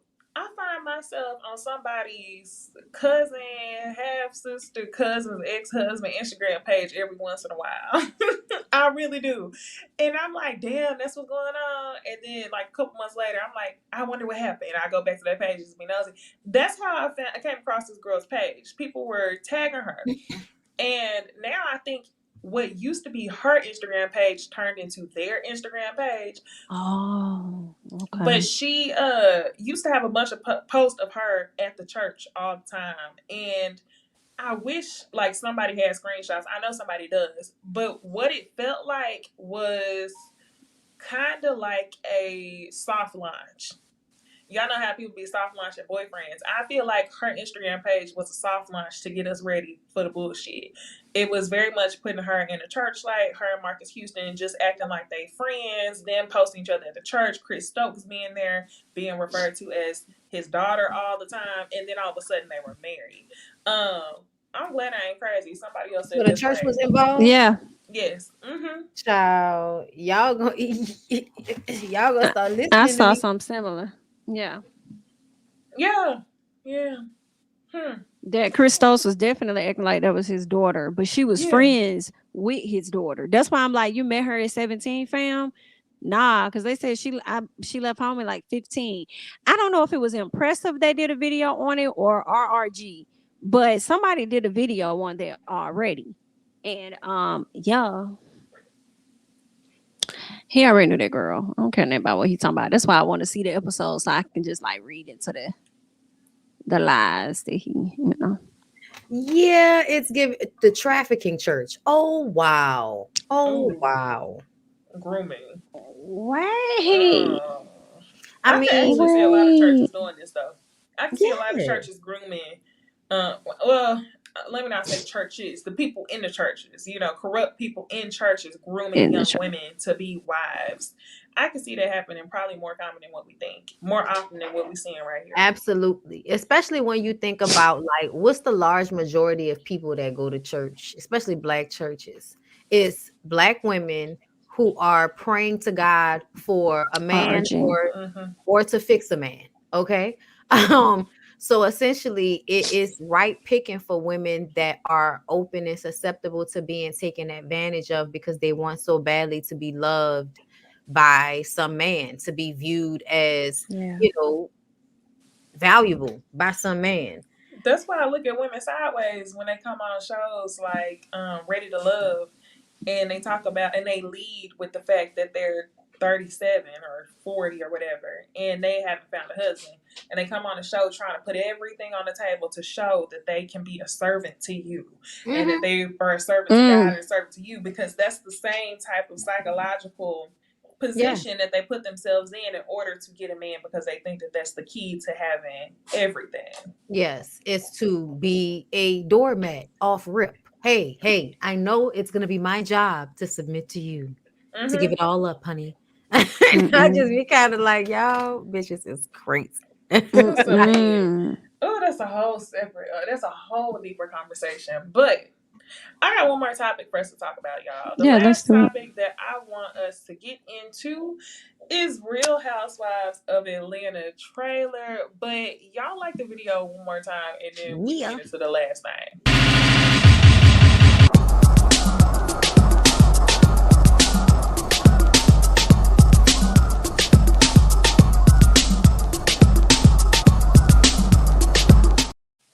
Okay. So, Real Housewives of Atlanta dropped this cast picture, and y'all, I don't think that this is a Bravo picture. I think that they're actually getting into the habit of shooting their own cast photos. I would like to know if Bravo uses this for their own promo. It just definitely look like something the girls set up like they did last season, because it looked way better than what they were shooting. I think so, because they have a different image that's been floating around. I think they have on like a light champagne colored dress or something. Light color. Yeah, I saw that. And that must be the Bravo image. Yeah, because that's the one with them holding the peaches. Yeah, that's all right. Yeah, they look good as fuck. Hold on, before we get into this. Yeah. So Bravo is having a Real Housewives of New Orleans. Bondi, are you gonna slide down? Yes. Slide on the ice like the escapades? Girl, I think not. I'ma just keep it a buck. I'd be a friend of. I'd love to be a friend of. That would be good. Yeah, I'll be a friend of. But I don't know anybody that I mean, I know, but I don't know people like that's gonna be on there. So who knows? Also, I feel like they don't know New Orleans like that. So I'm just kind of like, I wonder how this gonna go. Yeah. New Orleans people are like Florida people in a way. Like, you just never know. You think they're gonna really come to New Orleans, or you think they're gonna try and get some people like 20 minutes out? That's what I mean. They gonna. It don't matter. It really don't matter. Like, if you live 20 minutes out as an adult, you probably grew up in the city or close enough to it. And the way neighborhoods are in New Orleans, like, one street is bad, the next street is good. The next street is bad, the next street is good. So it's kind of such a mix that if it's a full black cast and it's not giving that same, Southern charm shit. That's what I think it's gonna give. That's what I was wondering. But the list of people, like some of the, I don't know who they're gonna choose for this, but the list of people that I saw, that ain't Southern charm.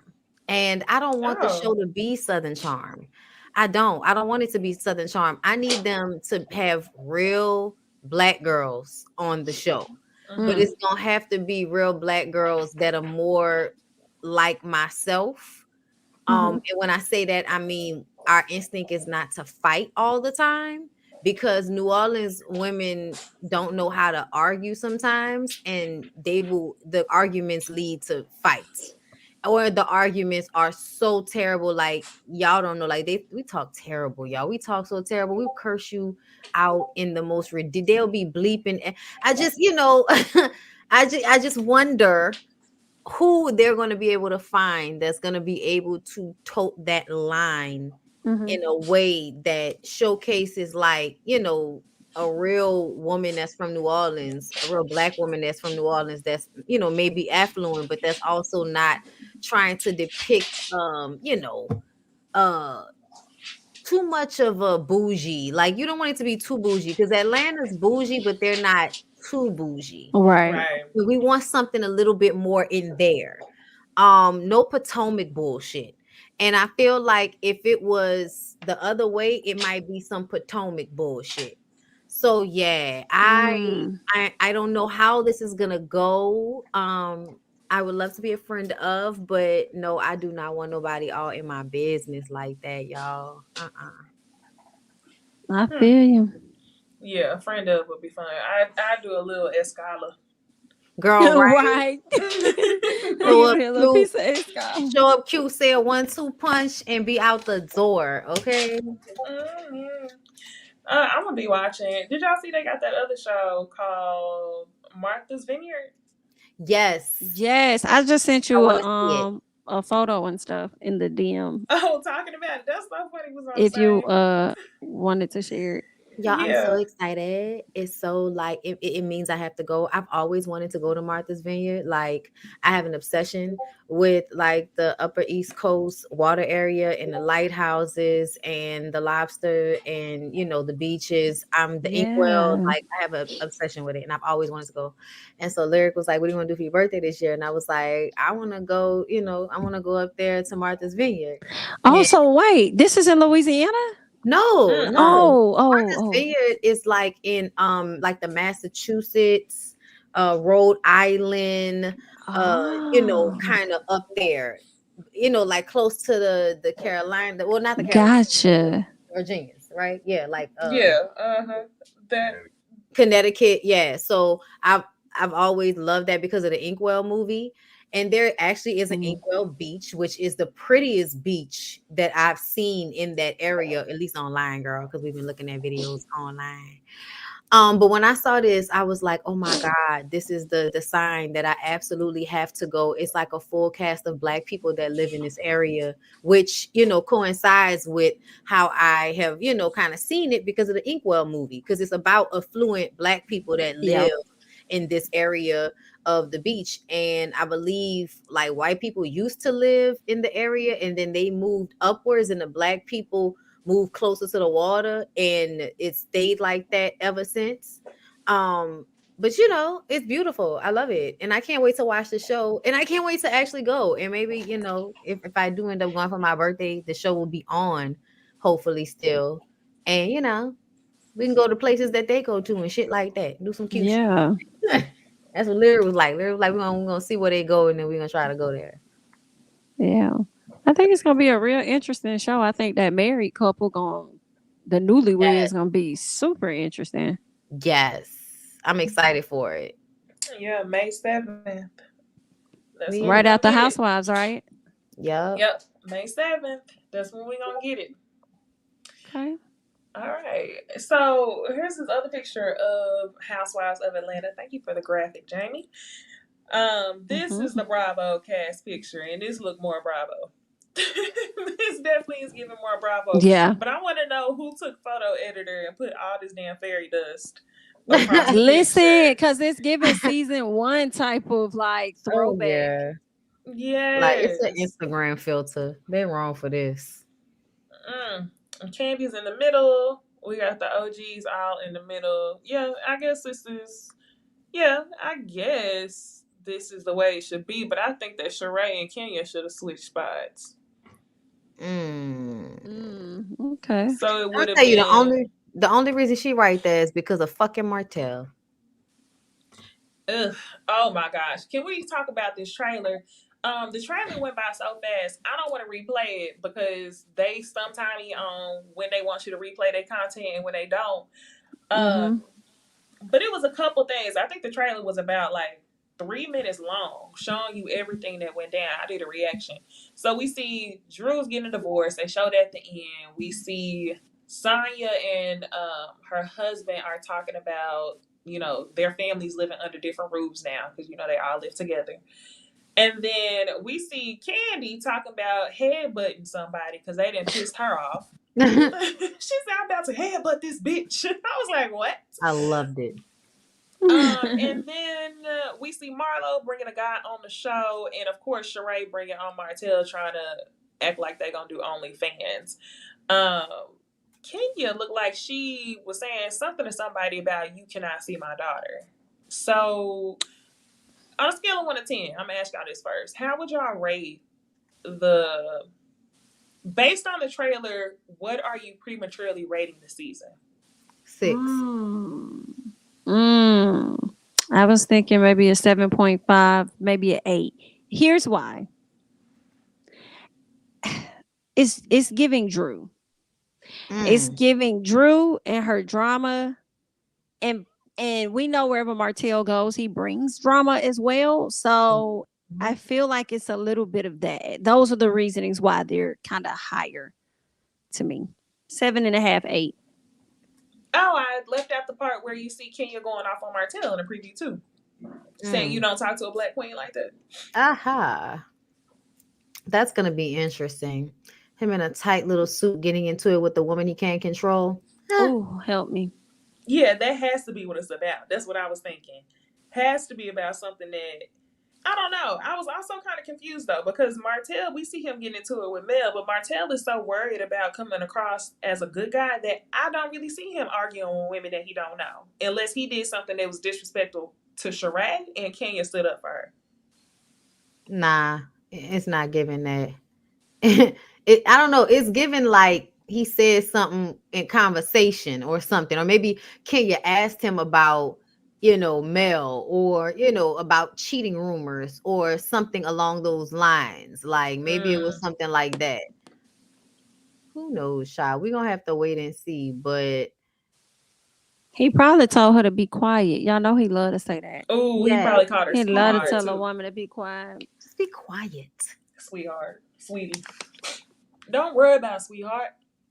I said that I would rate it a 6 also. That's what I was saying. A 6. Because I think the last trailer was really exciting. And ultimately I feel like the season ended up giving about a 6. But just because Candy only get mad about her mama, her man, and her money. And I feel like Marlo is probably pressing every single button this season to take Candy to that point to where she's back to, I'm going to blow up on your ass, when she had the shortcut. Or Yes. I will drag you in this bitch, Candy.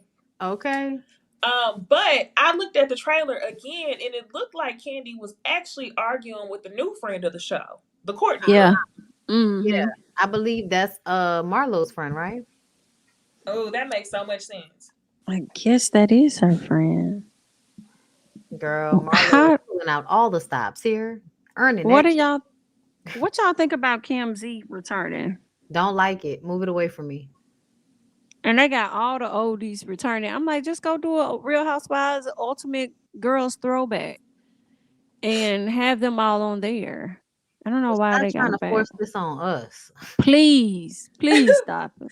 That is given very much love me again. Love us again. I mean, we still love the show, but it just can't. It can never compare. It's something has been a little bit off. I'm gonna watch it, but something been off.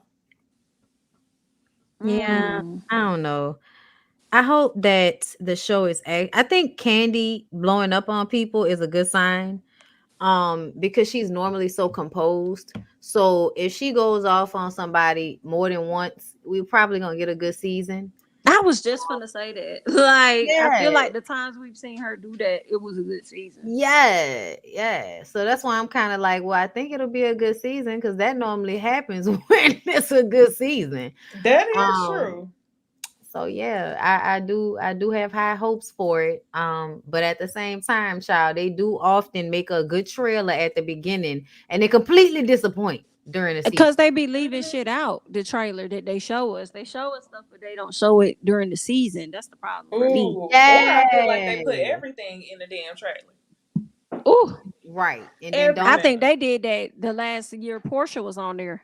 They put everything in there and it was nothing like the season really. Like the biggest thing was Bolo. After that, it was just flat. And then here go a picture of Monyetta and Courtney Rhodes.